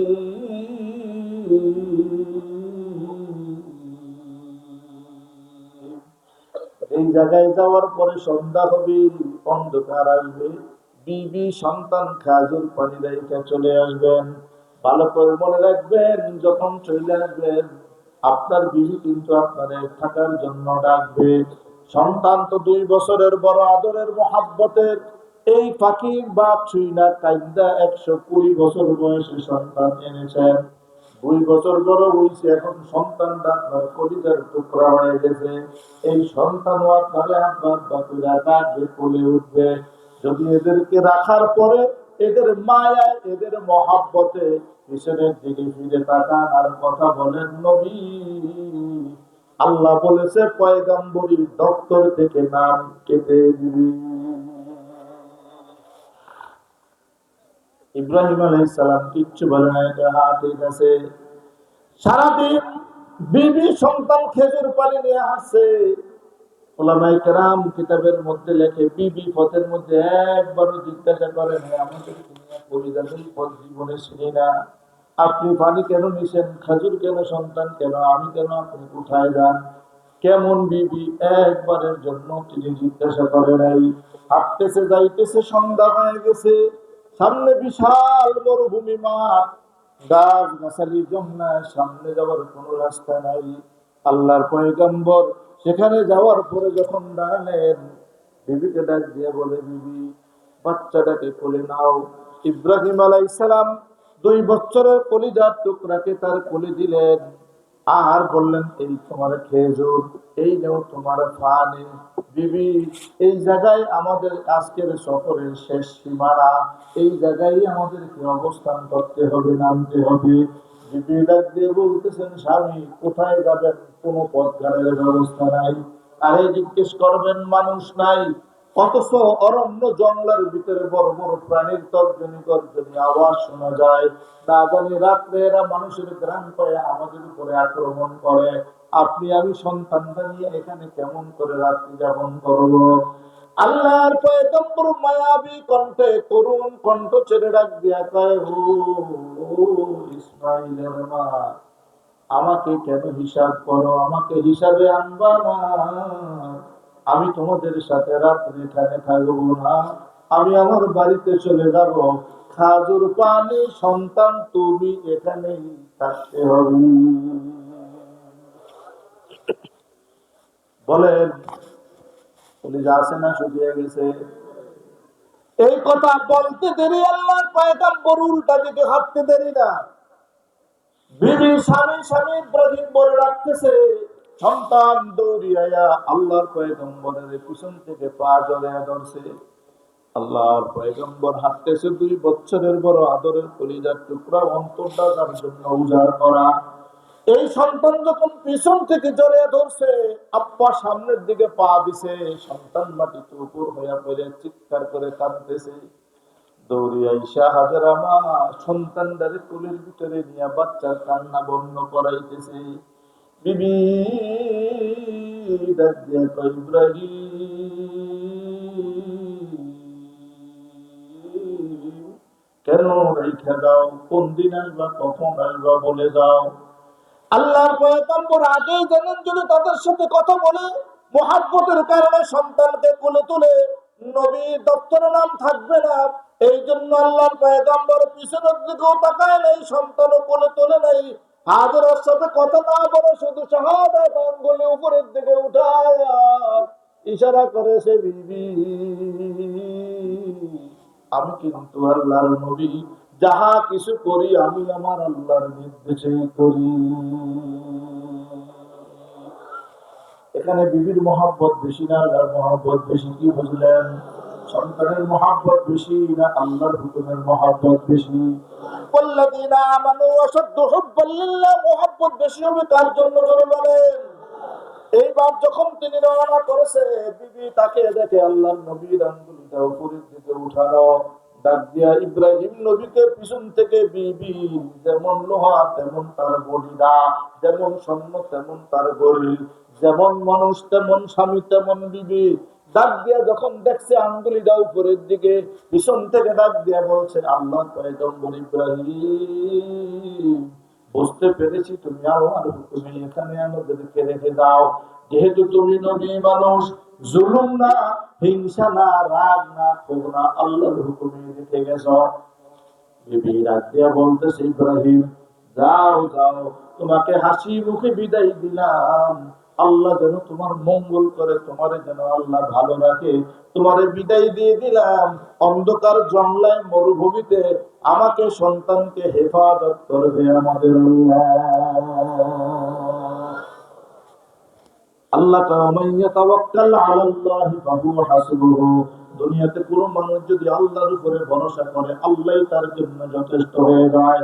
এবার বলেন, স্বামী হারা একজন মহিলা মানুষ, শিশু একটা বাচ্চা নিয়ে রাতের আধারে ঝোপ জঙ্গলের মধ্যে, অরণ্যের মধ্যে, জনমানবহীন এলাকায়, অন্ধকার, আলো নাই, বাতি নাই, মানুষ নাই, সাহস দেওয়ার কেউ নাই, বন্য প্রাণীর আওয়াজ, তর্জনী গর্জনী, সিংহ বাঘের গর্জনী, এর মধ্যে যখন সন্তান আর মাকে রেখে গেছে, ওই মুহূর্তে স্বামীকে বকাঝকা না দিয়া তোরে আল্লাহ ফিরিয়ে না আনুক, গাড়ির মধ্যে ফালে এমন তোর সোয়াল্লাহ না দেয়, কয় কি কয় না, ওই কথা বলেন, এই সপুর্দ করছে তার উপরে ধরে বলেন আল্লাহ তোমার কল্যাণ করুক, মঙ্গল করুক, ইব্রাহিম দাও আল্লাহর উপরে সপুর্দ করে দিলাম। আর যেহেতু তুমি আল্লাহর হুকুমে করেছো, ডাক দিয়া বলেছে, ইব্রাহিম সন্তান আর মাকে আবাদত করবে আমাদের। আল্লাহর উপরে ভরসা কইরা যখন সেখানে সে রয়ে গেল, এইদিকে ইব্রাহিম আলাইহিস সালাম চলে গেলেন। আল্লাহর বান্দি চিন্তা করলেন, এখানে তো আল্লাহ ছাড়া কেউ নাই, খাওয়া আসে না, খেজুর আছে, পানি আছে, খাওয়া আসেনি বলে নয়, এখানে খাওয়া দাওয়া আসে না, কলিজা শুকিয়ে গেছে, কলা দিয়ে খাবার নামে না। নিজের গায়ের কাটুরিটা খুইলা কালো একখান কাপড় ছিল, এই সুরা শরীরটার ভিতরে কালো কাপড়টা দিয়া ঢাকা, 2 বছরের বাচ্চা কাঁদতেছে, আব্বা আব্বা কইরা কোলের মধ্যে নিয়া বাচ্চাকে নাচতেছে আর ঘুম পড়াইতেছে, আর বলতেছে, আল্লাহ এই মহা মুসিবতে তুমি ছাড়া কেউ নাই। আল্লাহর উপরে ভরসা করে বসে আছে। ঠিক এই মুহূর্তে আল্লাহর উপরে ভরসা করার ফল দেখেন। হযরতে ইব্রাহিম চলে যাওয়ার পরে ইসমাইলের মা তাকে নিয়ে বসে আছে, জনমানবহীন এলাকা, কোনো খোঁজ খবর নাই। আকস্মিক হঠাৎ করে দেখে 70-80 জন, 50 থেকে 70 জনের একটা বণিক দল, ব্যবসায়ী কাফেলা, এরা সিরিয়া রওনা করেছে ব্যবসার উদ্দেশ্যে। ওই পথটা ভুইলা তারা সিরিয়া যাওয়ার পরিবর্তে ঠিক যেখানে সন্তান নিয়ে হাজেরা বসা, ওই জায়গা পর্যন্ত আইসা তারাও পথ হারিয়ে ফেলেছে। তারা সেই জায়গায় পথ হারিয়ে এদিক ওদিক তাকে দেখে, লোক নাই, জন নাই, অন্ধকার, কারে জিজ্ঞাসা করবো, তবে একটা বাগান আছে, মরুভূমি আছে। চিন্তা করলেন, এই মরুভূমির মধ্যে একটা তাবু লাগাও, আমরা 50-70 জন এখানে রাত্রি যাপন করব। আর পাশে জঙ্গলাটার মধ্যে ঢুকো, জঙ্গলার মধ্যে ঢুইকা কিছু লাকড়ি ব্যবস্থা কইরা, কোথায় কূপ আছে একটু পানি নিয়ে আসো, কয়েকটা গর্ত কইরা রান্না বান্না জুড়ে দাও, আর ছোট একটা কয়েকটা গর্ত কইরা মলমূত্র ত্যাগের বাথরুম ওয়াশরুম বানিয়ে দাও। নেতার নির্দেশ, দলপতির নির্দেশ, বণিকের সর্দারের হুকুম। সাথে সাথে জঙ্গলের মধ্যে পানির জন্য কেউ বের হয়ে গেল, লাকড়ির জন্য কেউ গর্ত খনন শুরু করেছে। এমত অবস্থায় যারা লাকড়ির জন্য জঙ্গলের ভিতরে ঢুকছে, এদের কেউ কেউ দৌড়ি আইসা বণিকের সর্দারের নেতারে ডাক দেয়া, নেতা ও আমাদের লিডার, ও বণিকদের সর্দার, আমাদেরকে যে জঙ্গলায় পাঠাইছেন আপনি লাকড়ি আনার জন্য, এটা কি জানেন মালিকানা বাগান, মালিকানা জায়গা? কারণ জঙ্গলের ভিতরে দুইটা দেখছি একজন মহিলা তার সন্তান নিয়ে বসা, মনে হয় এই বাগানের মালিক ওই মহিলাই হবে। মালিক না বাড়াইতা? মহিলা বাড়াইতে না মালিক? উনি উকরাইত, এরা উকরাইত। আল্লাহ কি করে, যখন কইছে বণিকের সর্দার নেতা আপনাদের সালাউদ্দিন পাটোয়ারি, সেখানে গিয়া জিজ্ঞাসা করছে, মা সিরিয়ার উদ্দেশ্যে রওনা করছি, পথ হারে এখানে আসি।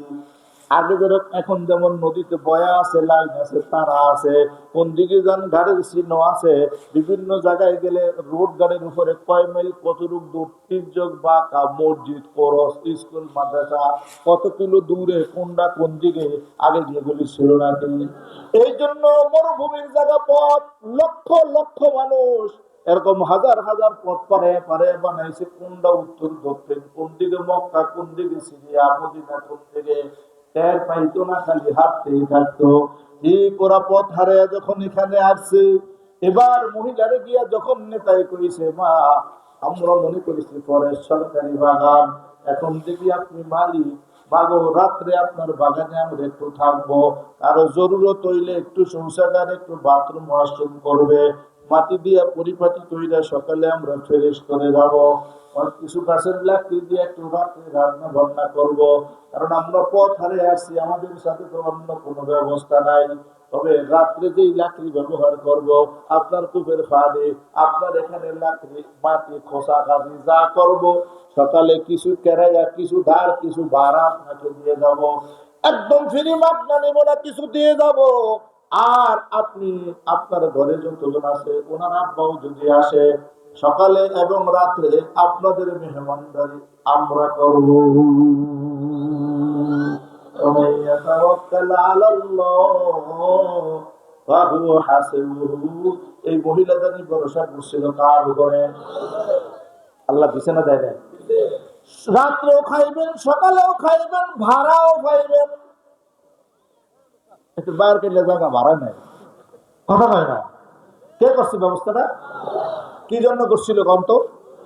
ভরসা করছে। হ্যাঁ, এই তো বাস। মহিলা রাত্রে খাবার খাইছে, সকালবেলা 2 জনের খাবার দিছে, 6 জনে খাইতে পারবো 3 দিন দিয়া। কয় মা, এই পোটলাটার মধ্যে আপনার সম্মানী, আপনার ইজ্জত তো দিতে পারুন না, তারপরেও যতটুকু সম্ভব আপনার সন্তানের হাতে দিছে, ওরে কিছু দিয়ে।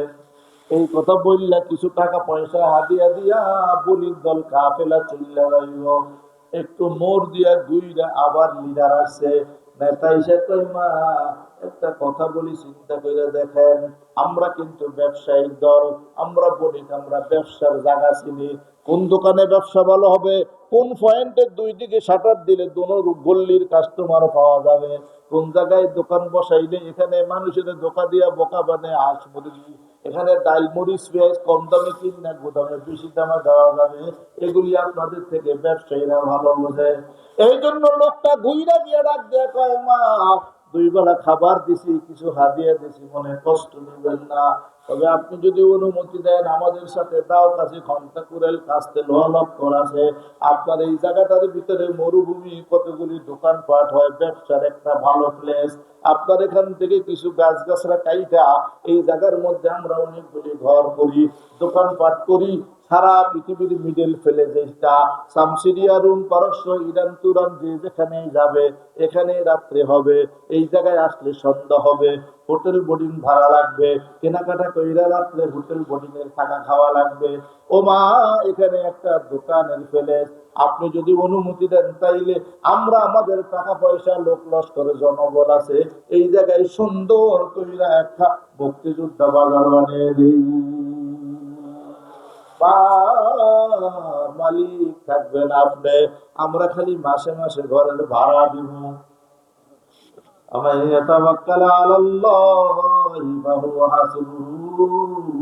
ভরসা করেছে কার উপরই?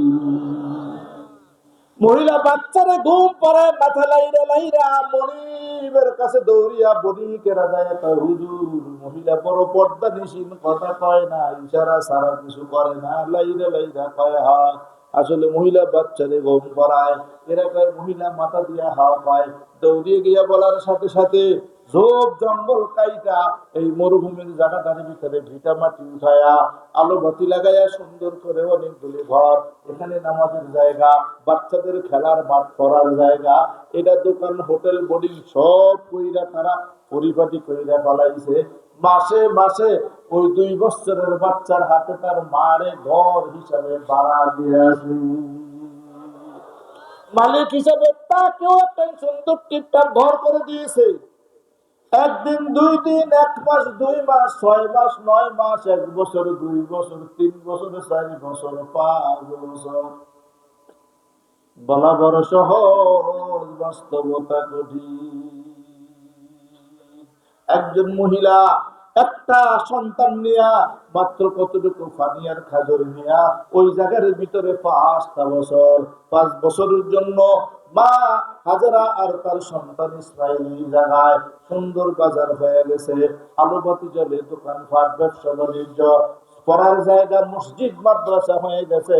5 বছরে অনেক উন্নত। মানুষ যেখানে ব্যবসা করতে যায় এখানে রাত্রে থাকার জায়গা থাকে, খাওয়ার হোটেলে খায়, মসজিদে নামাজ, পুকুরে গোসল, আর ফি সাবিলিল্লাহ ঘুমায়। কথা বুঝেন? ঠিক এইভাবে 5 বছরে অনেক জমজমাট বাজার। এই 5টা বছরের ভিতরে একদিনের জন্য ইব্রাহিম মা সন্তান দেখার জন্য আসে নাই।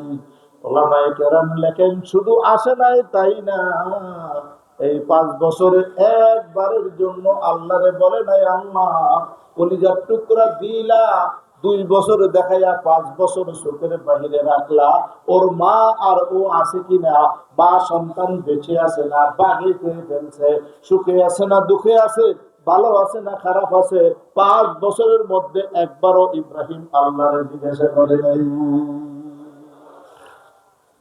বহু সংখ্যক জিব্রাইল ইব্রাহিম নবীর কাছে আসছে, ইব্রাহিম জিব্রাইলকে একবার বলে নাই আল্লাহরে জিজ্ঞাসা করো আমার কলিজার টুকরার খবর কি। আমার 2 বছর বয়সে আল্লাহ দিলেন 120 বছর বয়সে সন্তান, এত আদর, 2 বছরে টুনটুন করে বাচ্চা কথা বলে, আঙ্গুল ধরে হাতে কলিজার উপরে ঘুমায়, কান্দে উঠতে চায় কোলে উঠে, এত আদরের সন্তানরা 5 বছরে দেখি না, আছে কি মারা গেছে আল্লাহর একটু জিজ্ঞাসা করো। ইব্রাহিম একবারের জন্য আল্লাহর পয়গম্বরকে এই ইসমাইল জিব্রাইলকে দিয়ে জিজ্ঞাসা করে নাই কয় বছর। 5 বছর এইদিকে জিজ্ঞাসা করে না, ওইদিকে মার উন্নতি, ঘর দরজা বাড়ি ঘর দোকানপাট ব্যবসা বাণিজ্য, উনি বিরাট বড় একজন শিল্পপতি নারী হয়ে গেছে, কোটি কোটি টাকার মালিক। কিন্তু এই 5 বছর তার যদি অর্থ সম্পদ আছে, টাকা পয়সা আছে, সাঞ্চয় আছে, এই সব ঘর মালিকেরা ভাড়াইকারা তারে মূল্যায়ন করে, দাম দেয়, কদর করে, কিন্তু তার অন্তরে শান্তি নাই। কারণ সন্তান দিন রাত খালি জিজ্ঞাসা করে মা বাবা কোথায়। সন্তান খালি বাবার কথা জিজ্ঞাসা করে। এই জন্য মা যত কিছুর ভিতরে টাকা পয়সার ভিতরে আছে কিন্তু অন্তরে শান্তি নাই। শুইতে গেলেও কানের কাছে হাতের উপরে শুয়ে জিজ্ঞাসা করে মা আব্বু কখন আসবে, আমার আব্বু কি নাই। কারণ 2 বছরে তো অবুঝ, 3, 4, 5 বছরে এখন সব বোঝ। এই জন্য যত জিজ্ঞাসা করে, মাও তো জানে না ইব্রাহিম আছে না মারা গেছে, কোথায় আছে, কি অবস্থায় আছে, কবর কোন জায়গায়, কত বছর তারও তো জানা নাই, 5টা বছর হয়ে গেছে। এই জন্য বিবিও সন্তানকে কোনো জবাব দিতে পারে না। যখন পয়গম্বরের পোলা এই ইসমাইল মারে তার বাবার কথা জিজ্ঞাসা করে, মা সন্তানকে কিছু বুঝতে দেয় না, মাথা অন্যদিকে ঘুরে চোখের পানি মোছে। কারণ সেও তো জানে আমি বাচ্চারে সন্তানের কি জবাব দিব, মিথ্যাও বলা যাবে না, সত্যের খবরও আমার নাই। এই জন্য তিনি অন্যদিকে ঘুরে ঘুরে চোখের পানি মুছে।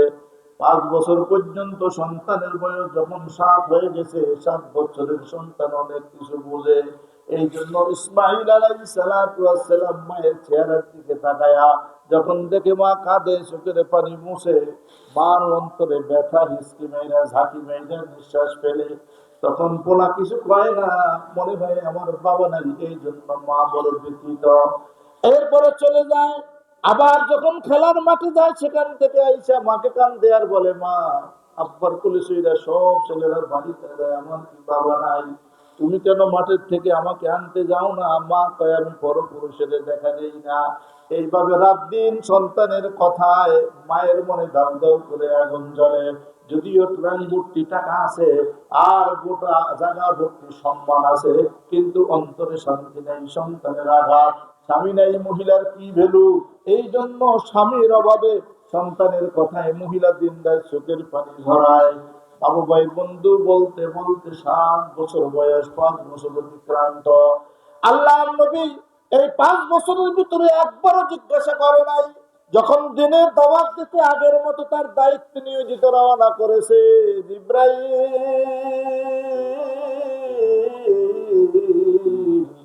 এসে সালাম দিয়ে কয় আল্লাহর নবী কপাল খুলে গেছে। আল্লাহ পয়গম্বর জিজ্ঞাসা করে জিব্রাইল কি কপাল খুলছে বলো। আজরাইল আসবে কয় না, আল্লাহ রাব্বুল আলামিন আপনাকে বলেছে এই মুহূর্তে দৌড়িয়ে বাড়িতে যান, সারার কাছে গিয়া অনুমতি নেন। আল্লাহর হুকুম হয়ে গেছে, সারা যদি অনুমতি দেয় তাইলে আপনি এখন দৌড়িয়ে গিয়ে যে জায়গায় সন্তান আর বিবি রাখছেন ওই জায়গায় সন্তান আর বিবি আল্লাহ হেফাজত করে রেখেছে। আল্লাহ বলছে চাওয়ার ইচ্ছা থাকলে সন্তানকে এক নজর দেখার জন্য সেই জায়গায় চলে যান। আল্লাহর পয়গম্বর এই কথা শোনার সাথে সাথে কেমন মানুষ 5 বছর পর্যন্ত সন্তান দেখে না, ভিতরের অবস্থা কে জানে। আল্লাহু আকবার বলে একটা চিৎকার দিয়া সাদা ইব্রাহিম আলাল আরদি জমিনের উপরে সিজদায় পড়ে গেলেন। আল্লাহর পয়গম্বর সিজদার মধ্যে পড়ে আল্লাহর ডাক দিয়া আল্লাহ, তাইলে আমার সন্তান আমার বিবি এখনো বেঁচে আছে। আল্লাহ তোমার শুকরিয়া আমি দেখার জন্য দৌড় শুরু করলাম। ইব্রাহিম বাড়ির দিকে দৌড়ায়, সারা স্ত্রী তার অনুমতি নিয়ে ওই হাজেরা স্ত্রী সন্তান দেখার জন্য যাবে। জিবরাইল আলাইহিস সালাম ডাক দিয়ে কয়, ইব্রাহিম আল্লাহ কইছে তোমার একটা কথা জিজ্ঞাসা করতে। ওই কথাটা হলো তুমি এই 5টা বছর পর্যন্ত দিনের দাওয়াত দিলা, ইবাদত করলা, ত্রুটি বিচ্ছুতি করলা না, একটা বারের জন্য আহ উহ নিঃশ্বাস ফেললা না। আল্লাহর সন্তানের খবর এত কলিজার ভাঙ্গা সন্তান, আল্লাহর চাওয়া সন্তান, অন্তরের টুকরা সন্তান, বিবি দুইজনের একজনের কথাও আল্লাহরে জিজ্ঞাসা করলা না কেন? আল্লাহ একটু তোমার মুখের থেকে শুনতে চায়। আল্লাহর পয়গম্বর মুস্কি হাইসা কয়, জিবরাইল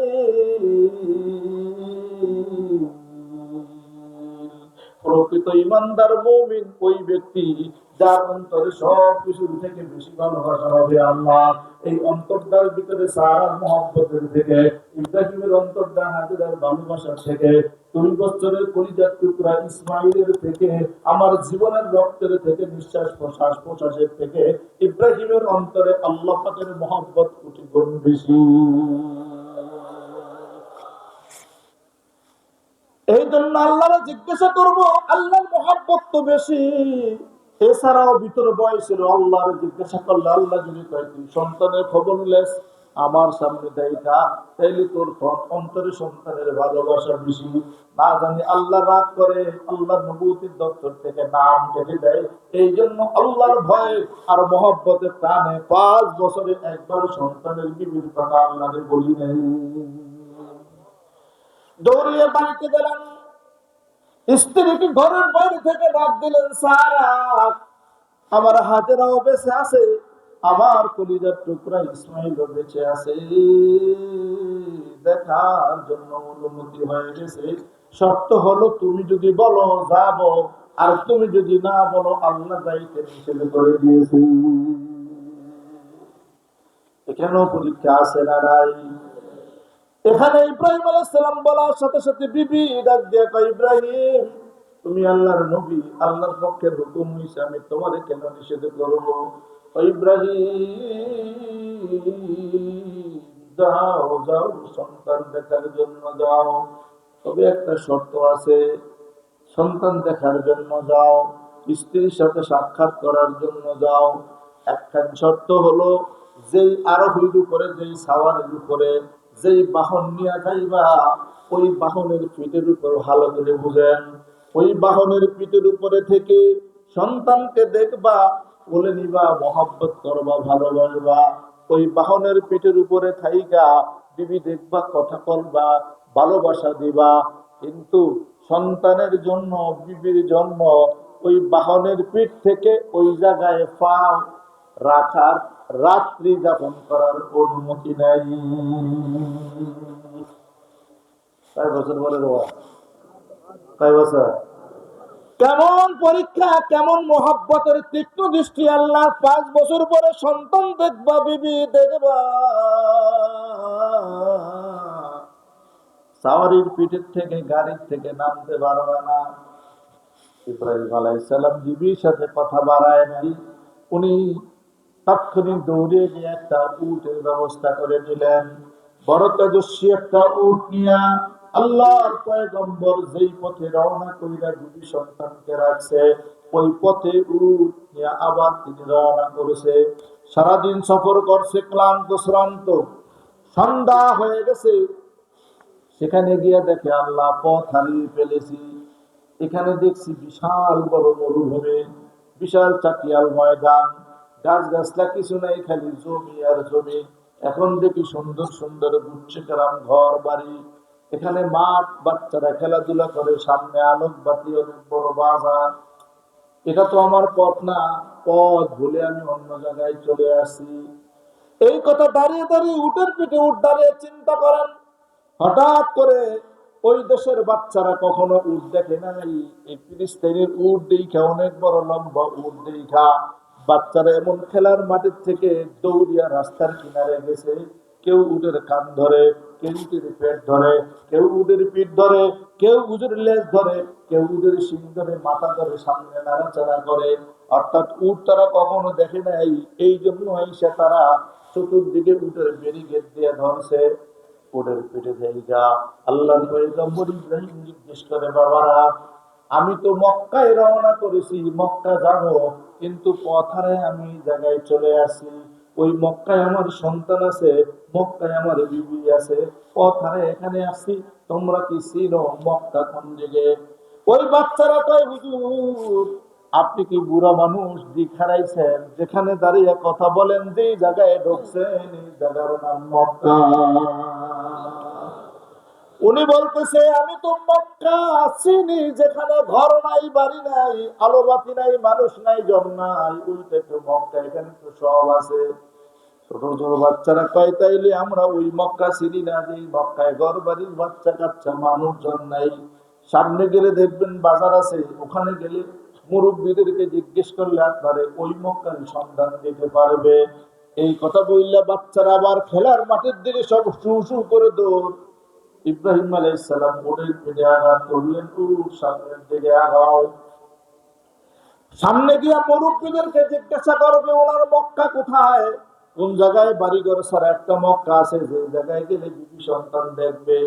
অপর দিকে সন্ধ্যা হয়ে গেছে, এই দিকে চিন্তা হলো কোন দিকের পথ হারিয়ে কোন দিকে আসি। যখন সামনের দিকে আগাবার জন্য ছেলেরা বলে দৌড় দিছে, মাঠের দিকে খেলা করতে গেছে, ইব্রাহিম আলাইহিস সালাম সামনের দিকে যাইবে, ওদের পিঠের উপরে আঘাত করেছে। ওর সামনের দিকে পা বাড়াইয়া আঘাতের জন্য ওদের পিঠের থেকে আল্লাহর নবী নির্দেশ করেছে, উট সামনে পাও বাড়ায় না।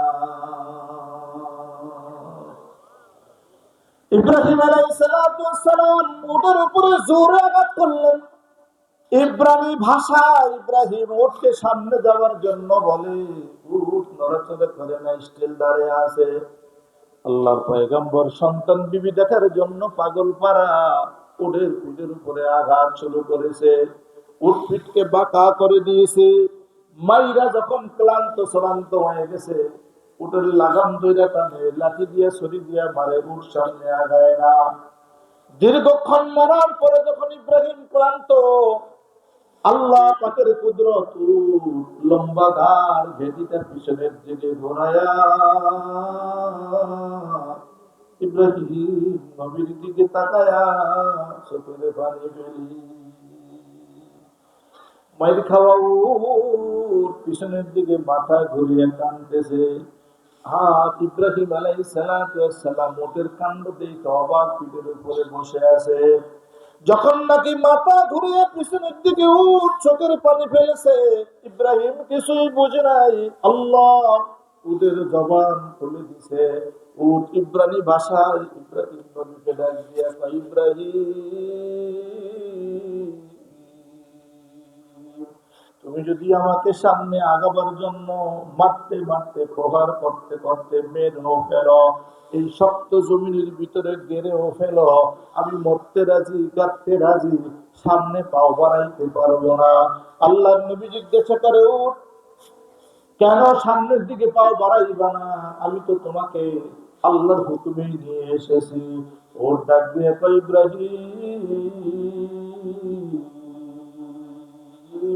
ও আল্লাহর নবী, তুমি আমাকে মারতেছো সামনের দিকে যাইতে, সামনের দিকে আগাইতে, পথের সন্ধান নিতে, কিন্তু সামনে আগাইতে আমার আল্লাহ আমাকে নিষেধ করে দিয়েছে। ইব্রাহিম আলাইহিস সালাম উঠে জিজ্ঞাসা করে, ও আমি তো আমার আল্লাহর হুকুমে এসেছি, কেন তোমাকে নিষেধ করেছে? উট ডাক দিয়ে কয়, ইব্রাহিম, যে সন্তানগুলি এই মাঠটার থেকে খেলাধুলা করা তোমার উট দেখার জন্য আসে, আবার তোমার সাথে কথা শেষ, সব বাচ্চাগুলি মাঠের মধ্যে দৌড়িয়ে গেছে। একটা মাত্র সন্তান যে বাচ্চাদের সাথে দৌড়িয়া তোমার উটের কাছে আসছে, সন্তানদের সাথে আর মাঠে যায় নাই। বাচ্চারা আমার গায়ের সাথে লাইগা ফুফাইয়া ফুফাইয়া কান্দে। আল্লাহ রাব্বুল আলামিন আমাকে ডাক দিয়ে বলছে, ও সামনের দিকে কিন্তু পা উঠাবি না, যতক্ষণ পর্যন্ত আমার পয়গম্বর ইব্রাহিম এই বাচ্চাকে কোলে তুলে বুকে উঠাইয়া তোরে পেটে না বসায়,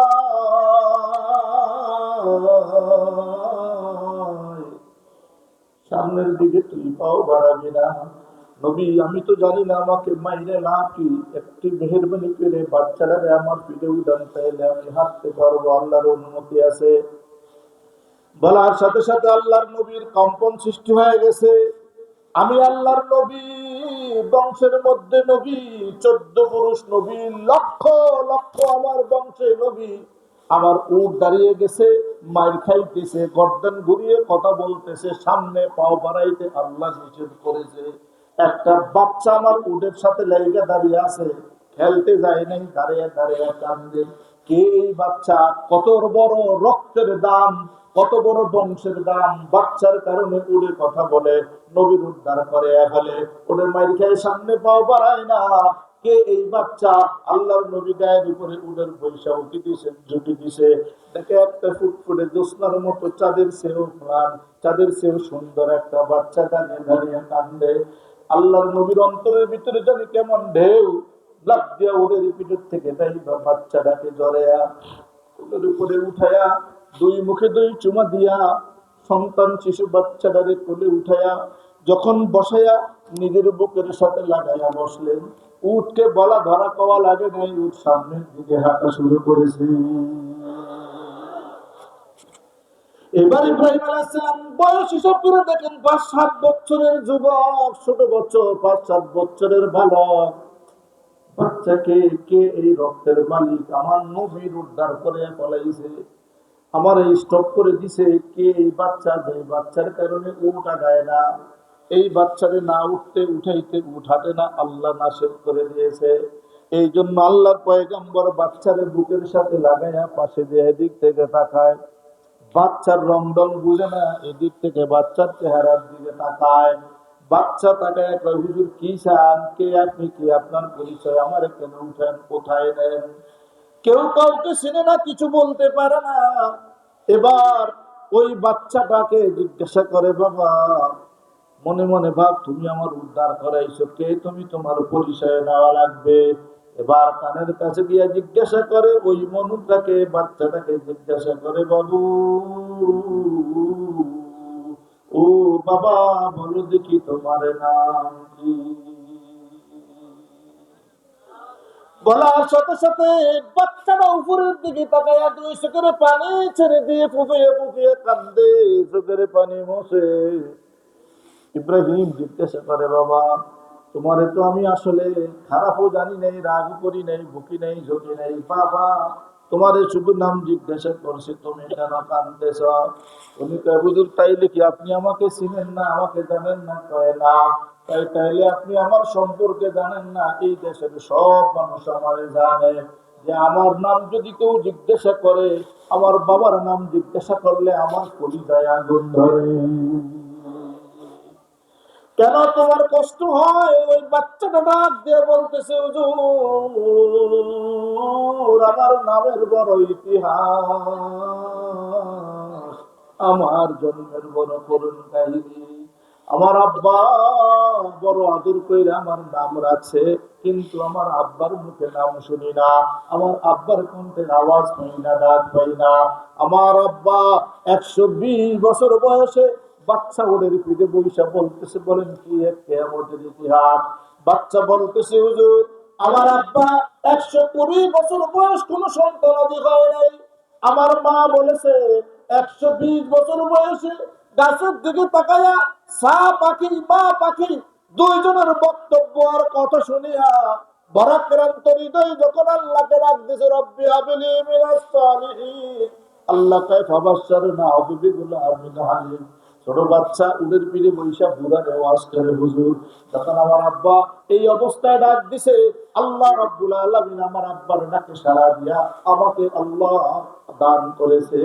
2 বছর বয়সে আমার আব্বা আমাকে মাকে নির্বাসন দিয়ে এই জায়গায় রেখে গেছে। আমার বয়স 7 বছর চলে, এই 5 বছর আমার আব্বা দেখি না। হুজুর আমার আব্বা বড় আদর করে নাম রাখছে।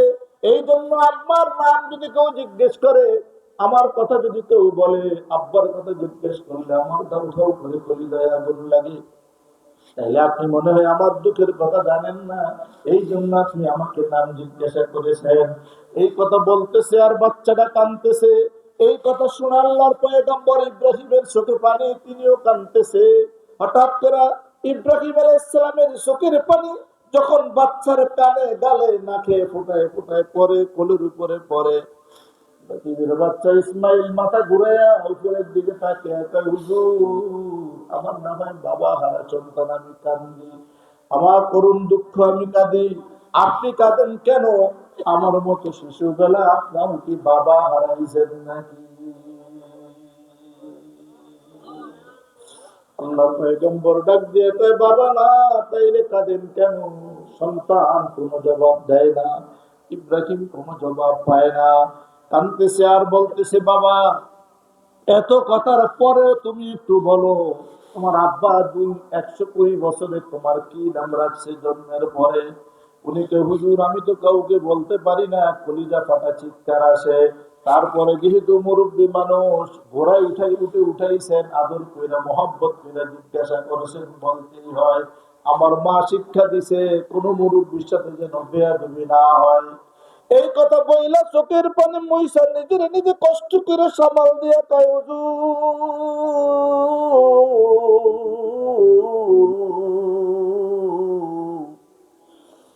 আমার আব্বা আমার নাম রেখেছে ইসমাইল।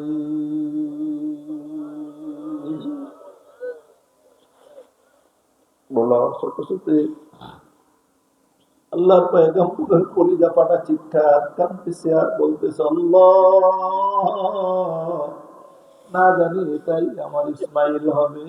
আমার ইসমাইল যদি না হয়, তাইলে উট কেন দাঁড়িয়ে গেল? উট কেন কথা বললো? আল্লাহ কেন উটের দাঁড়িয়ে থাকতে আদেশ করলো, সামনে যাইতে নিষেধ করলো?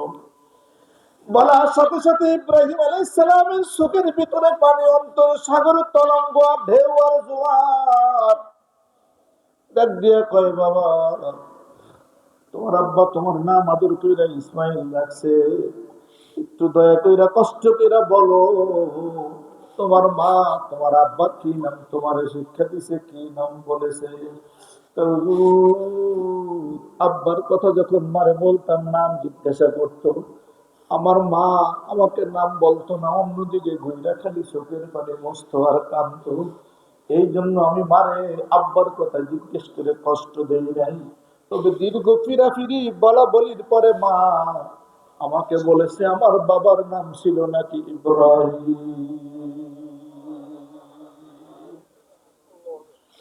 ইব্রাহিম আলাইহিস সালাম চিন্তা করলেন, আল্লাহ আমি কি সেই ইব্রাহিম? এটা কি আমার ইসমাইল? আসলেই তো 7 বছরের মতো বাচ্চাটা আমার বড় হয়েছে। তারপরেও আমি তো বাচ্চা রাখছি জঙ্গলের মধ্যে, ঘাসের কিনারে, বিরাট বড় বন্য প্রাণীর মুখে। এখানে তো বাচ্চার নামে আমার নামে মিলে, কাজেও মিলে। এই নবুয়তির রক্ত ছাড়া উঠ দাঁড়ায় না, এই নবীর বংশ ছাড়া আল্লাহর উঠে কথা কয় না, এই উটের পিঠে না উঠানো ছাড়া উঠ সামনে হাঁটে না। সব দিক থেকে পাই, কিন্তু ওরে জিজ্ঞেস করি দেখি ওর মায়ের নামটার সাথে মিল হয় কিনা। এবার বাচ্চাদের মুখের উপরে, কোলের উপরে উঠে সুমা দিয়ে কয়, বাবা বলো দেখি তোমার মায়ের নাম কি? তোমার মা তোমার কি নাম? তোমার মায়ের নাম শিখাইছে? বাচ্চারা কোলের সাথে লাইগা মুস্কি হাসি দিয়ে একটা আমার মা বড় পর্দানিশীল, এই যে বিশাল জায়গা জমি ঘর দরজা এগুলি সবের মালিক আমার মা। এই পর্যন্ত আমার মা কোনো পরপুরুষের দেখা দেয় নাই, কথা বলে না। আমার মা কারো সাথে কথা কয় না, দেখা দেয় না। আমাকে শিক্ষা দিয়েছে কোন পরপুরুষের কাছে যেন মায়ের নাম না বলি। এই জন্য এরা সব আমাদের ভাড়ায়, আজ পর্যন্ত কেউ আমার মায়ের নাম জানে না। আমার মা বড় পর্দানিশী, আমার মা নাকি একজন নবীর স্ত্রী। আল্লাহর নবী কয়, বুঝতে পেরেছি, এটাই আমার কলিজা হয়। কারণ এত পর্দানিশী সতীসারী নারী, আদব আখলাক শিখানো আমার আবেদনে কেউ না। এবার ডাক দিয়ে বলতেছেন, বাবা তাহলে তোমাদের ঘরটা দেখাও, আমি একটু তোমাদের ঘরে যাব, তোমার মায়ের সাথে একটু কথা বলা যায় কিনা দেখবো। বাচ্চাটা রাখ দিয়ে, ওই তো বাতি জ্বলে, ওইটা আমাদের ঘর, ওই ঘরে আমার মা। কিন্তু দুনিয়া উল্টিয়ে যাইতে পারে, মা কিন্তু কোন পুরুষের দেখাও দেয় না, কথাও বলে না। আপনি যাবেন ঠিক, আমার মা কিন্তু আপনার সাথে কথা বলবে না, দেখা দিবে না। ইব্রাহিম আলাইহিস সালাম বলেন, তারপরেও চলো একটু আগাই, দেখি তোমার মা কথা বলে কিনা, তোমাদের ঘরটা একটু দেখে আসি। দুইজন যখন বুটকুট করে আগায় আর কথা বলে, মা ভিতরে সাইকে চিন্তা করে, আল্লাহ প্রতিদিন আরো আগে আগে আমার ফুট বাড়িতে আসে, বাবা নাই, কে তারে খুঁজে আনবো, বড় ভাই নাই, কেউ তারে তালাশ করবো। আমি পর্দা রক্ষা কইরা চলি, লঙ্ঘন কইরা তারে তালাশ করতে যাব না। এখনো আমার বাচ্চা কেন ঘরে আসে না? এই জন্য মা দাঁড়িয়ে দাঁড়িয়ে চিন্তা করে, দরজার পাশে তাকে আসে। হঠাৎ করে দেখে সামনের থেকে একটা উট, উটের উপরে দুইজন মানুষ, সামনে ইসমাইল বসা। বললে চিন্তা করলেন, আল্লাহ এই তো উট কে আনলো, এই শামসিরিয়ার থেকে উটটা, এই মক্কায় তো উট নিয়ে কেউ আসে না, কে এই উটের মালিক?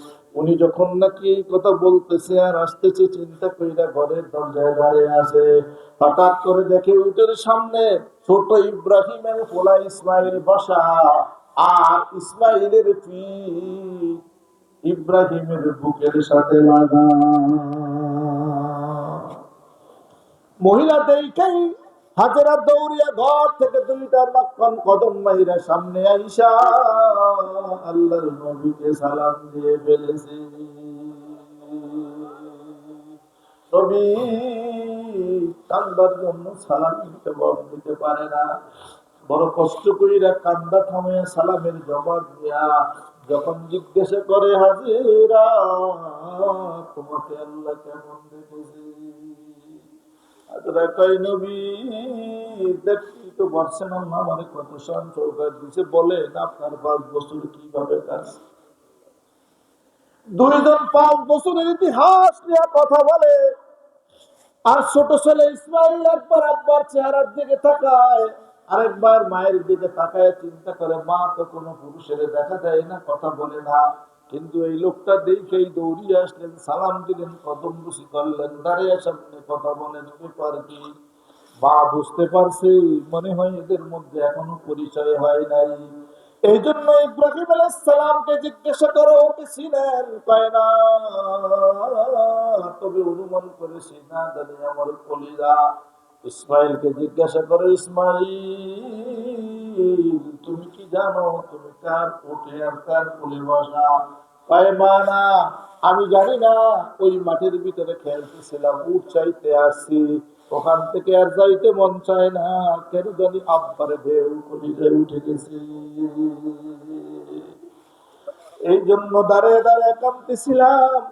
সব সাথীরা খেলার মাঠে চলে গেছে, আমার পা চলে না, খেলার দিকে মন আগায় না, কেন জানি আব্বা হারানোর দুঃখ অন্তরে ঢেউ আর সাগরের ভিতরে বাঁচতেছিলাম। মা তখন উনি আমার উটের পিঠে উঠায়া আপনার নাম, বাবার নাম, আমার নাম জিজ্ঞেস করে হাঁটতে হাঁটতে পর্যন্ত নিয়ে আসছে। আমি ওনাকে চিনি না, মা ডাক দিয়া কয়, ইসমাইল, 5 বছর পর্যন্ত মাকে তুমি যার কথা জিজ্ঞেস করে কান্দাইছো আর কষ্ট দিয়েছো, এখন তুমি তোমার বাবা ইব্রাহিমের কোলেই বসা। বলার সাথে সাথে আর ওদের ফিরে বাচ্চা বসা নাই, লাফতে ঠাব্বর গলা ধরছে।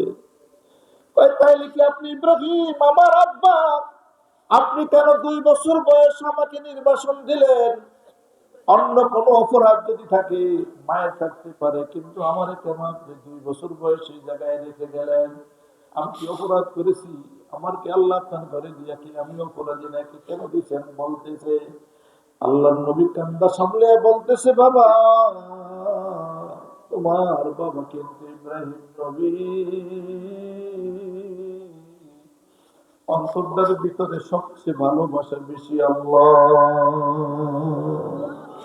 আমি আল্লাহকে বেশি ভালোবাসি, আল্লাহ যা হুকুম করছে সেটাই করেছি, যা করেছি আল্লাহর হুকুমেই করেছি। মন থেকে তোমার বাবা ইব্রাহিম কিছু করে নাই। এই ওয়াজ বাচ্চায় কি বোঝে? বাচ্চা তো খালি কামড়ায়, সিমড়ায়, থাবড়ায়, ওই মাছ আর মতো শুরু করে দিয়েছে। আর কামড়াইতেছে, থাবড়াইতেছে, আর টানতেছে, আর বলতেছে উটের পিঠের থেকে নামো, এই বিশাল বাজারের মালিক আমার মা, এই ঘরটা আমাদের, এই ঘরে আমি তুমি থাকবো, আর খেলার মাঠে আমাকে নিয়ে যাইবা। সব বাচ্চারা বাবার কোলে সরে উঠে বাজারে যায়, আমি বাবা পাই না। আজকে বাবা পাইছি, বাবা আর ছাড়বো না। আসলে ঘরের মধ্যে বাচ্চা বাচ্চার মতো খালি বলতেছে, বলতেই আছে। এমন তো অবস্থায় ইসমাইলের মা হাজেরা রাত দিয়া কয়, নবী, সন্তান এমন করে টানা হেসরা কান্নাকাটি করে, কেন নামেন না? ওদের পিঠের থেকে নামেন, এইটা আমাদের ঘরে ঘরে ঢুকে বাচ্চা নিয়ে আনন্দ দেন। 5 বছরের দুঃখে বেদনা বাচ্চারা একটু বলে দেন, আমি আপনাদের জন্য খাবার তৈরি করে দস্তরে দিব। আল্লাহর নবী ডাক দিয়ে কয়, বিবি,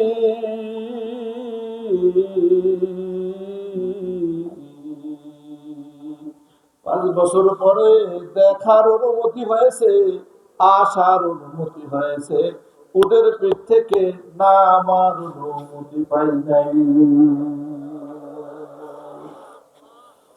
ডাক দিয়ে বলতেছি, বিবি, থাকতে পারবো না, এখনই উঠ ঘুরে আমি চলে যাব। 5 বছর পর্যন্ত আসো কিনা জানি না, আল্লাহর ভয়ের কারণে কোনোদিন জিজ্ঞাসাও করি নাই। আল্লাহ বলছে দেখার জন্য আসছি, সন্তান দেখছি, কলিজা ঠান্ডা হয়ে গেছে। আমার বাচ্চা কত বড় হয়েছে, বাবা এখন সব বুঝে, কি সুন্দর চেহারার মালিক, নবীর পোলার, নবীর মতেই দেখা যায়। এই কথাগুলি বলে বিবিকে বুঝাইতেছে। যখন কইছে আমি চলে যাবো, আমার অনুমতি নেই, বিপিও কান্না শুরু করে দিয়েছে। আর বলতেছে, ইব্রাহিম, 5 বছর পরে একজন স্বামী এসে বিবির এই কথা শোনায় নাকি? বলো।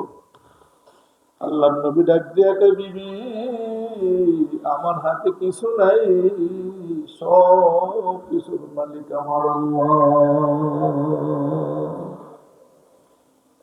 আল্লাহ পয়গম্বর বলে, বিবি, সন্তানটাকে টান দিয়ে ঘরে নিয়ে চলে যাও, আমি আর থাকার সময় বেশি দেরি করতে পারবো না।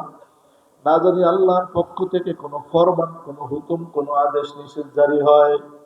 সন্তানকে নিয়ে যাও, সন্তান গলা ছাড়ে না। 7 বছরের বাচ্চা সব বুঝে বুঝে বাবা আবার চলে যাইব, কবে আসে না আসে বলা যায় না। এই জন্য আল্লাহর পয়গম্বর গলা বাচ্চা ধরে রাখছে, শুনাইতে চাই, পারে না। ডাক দিয়ে বলছে, বিবি, সন্তানটা নিয়ে ঘরে যাও, আমি আর থাকার সুযোগ নাই। বিবি ডাক দিয়ে কয়, নবী, যেহেতু চলেই যাবেন, একটু সময় দেন, একটু সময় আমাকে অক্ষ করেন। দৌড়িয়ে গিয়ে বিবি একটা খন্ড, বড় খন্ড পাথর আনলেন। পাথর ডাইনা ইব্রাহিম আলাইহিস সালামের ডান পায়ের নিচে রাখলেন।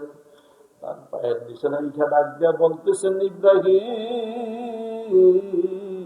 শুধু ফিলিস্তিন থেকে সফর করে এই মক্কা পর্যন্ত আসলেন। সফরের কত ক্লান্তি, কত কষ্ট, রোদ, ধুলা, বালি সব নিয়ে আপনি এই পর্যন্ত আসলেন। আমার দ্বারা এর থেকে বেশি কিছু করার নাই। এই কথা বইলা তিনি পাথরটা ইব্রাহিম নবীর ডান পায়ের নিচে রাইখা বলছে, আপনার মক্কার জমিনে পাও রাখতে নিষেধ করেছে, মক্কায় পা রাখার দরকার নাই, পাথরটার উপরে পা রাখেন। আল্লাহর নবী যখন পাথরের উপরে পা রাখলেন, স্ত্রী হিসেবে একটা জগ মগ পানি আইলা আল্লাহর পয়গম্বরের পাওটা, এই সফরের ক্লান্তি দূর করার জন্য পাওটা ধুলাবালি ধুয়ে দিয়া, নিজের যত্নের চুলগুলোর অর্ধেক ছেড়ে দিয়া শেষবারের মতো স্বামীর পাওটা চুল দিয়া মুছে দিলেন। পাথরটা আবার কষ্ট করে উঠিয়া বাম পায়ের নিচে নিয়ে রাখলেন। বাম পায়ের নিচে পাথর রেখা আবার পানি দিয়া পাটা ধুয়ে চুল বাকি অর্ধেক দিয়া পাটা মুছে দিলেন। মহিলাদের কাছে সবচেয়ে বেশি প্রিয় হলো মাথার চুল, তারপরে মহিলাদের অলংকাদি, তারপরে সন্তান স্বামী। ঠিক এই পায়ের চুলকে, মাথার চুলকে দুই খণ্ড করে দুই ভাগ দিয়া দুই পাও মুছে দিয়া পাথরটা সরে একা এবার পাও না আপনি ঘোড়ার পিঠে উঠান, উটের পিঠে পা উঠাই ডাক দিয়া কয় স্বামী যেহেতু থাকবেই না, তোমার অন্তরে আল্লাহর মহব্বত বেশি, এই জন্য যাও যাও, আগের মতো আল্লাহর উপরে সবর্দ করে তোমাকে খুশিতে বিদায় করে দিলাম। আল্লাহ পয়গম্বর যখন উটের মুখ ঘুরেছে, সন্তান কিন্তু গা দইরা গলা দইরা জ্বলতেছে, নামে না। আল্লাহ নবী ডাক দেখা, বিবি তুমি যদিও বুঝো সন্তান বোঝে না, কিন্তু সন্তানকে এইভাবে সেই গুণার সন্তানটা নিয়ে যাও, আমি তো তাকে নিয়ে লালন পালন করা সম্ভব না। বলার সাথে সাথে আল্লাহর পয়গম্বরের স্ত্রী সারা হাজরা দৌড়ে আইসা সন্তানের দুইটা হাতের খেসকি টান দিয়া ছুটায়া কোলের ভিতরে নিয়া আব্বা চলে যায়, আর মা ছেলে ঘরের মধ্যে ঢুইকা গলা কাটা মুরগির মতো কান্নাকাটি করে। আল্লাহর পয়গম্বর চলে গেলেন, সামনের দিকে যাইতেছে, আর মা ছেলে ঘরের ভিতরে কান্নাকাটি করে।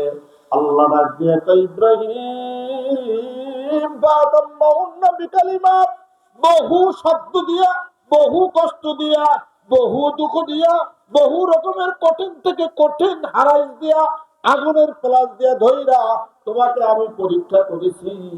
সব কয়টা পরীক্ষার ভিতরে তুমি বুকটা ফাইরা আমাকে দেখাইছো, আসাধ্য হুব্বাল লিল্লাহ, আল্লাহর মহব্বত অন্তরে সব থেকে বেশি।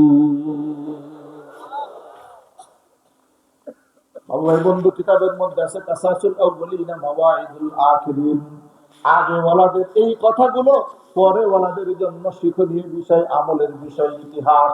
আগে ওয়ালাদের এই কথাগুলো যদি মেনে পরে ওয়ালারা চলে, পরের মানুষগুলো আল্লাহ তাআলা আগের মানুষের মতো জান্নাতি করে দিবেন।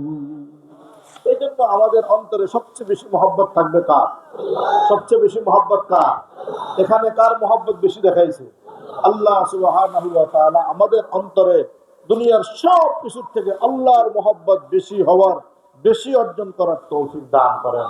এই মহব্বত গুলি হাটে বাজারে রোটে ঘাটে কোনো সভা সেমিনারে বিক্রি হয় না, এগুলি পাওয়ার জন্য এরকম কোরআনের মজলিসে এসে বসতে হয়। এখান থেকে আমাদের ব্যাটারিকে চার্জ করলে এখান থেকে আল্লাহর মহব্বত নিয়ে বাড়ি ঘরে যাওয়া যায়। এই মহব্বত নিয়ে কবরে বিছনায় শুইলে আল্লাহ পাকের জান্নাত নবীদের সাথে হবে। আল্লাহ আমাদেরকে এমন মহব্বত অর্জনের তৌফিক দান করে, সবাই আমিন বলেন। আগামী দিন মাহফিল, সেই দিন কোন যা করবেন আছে কোন দিন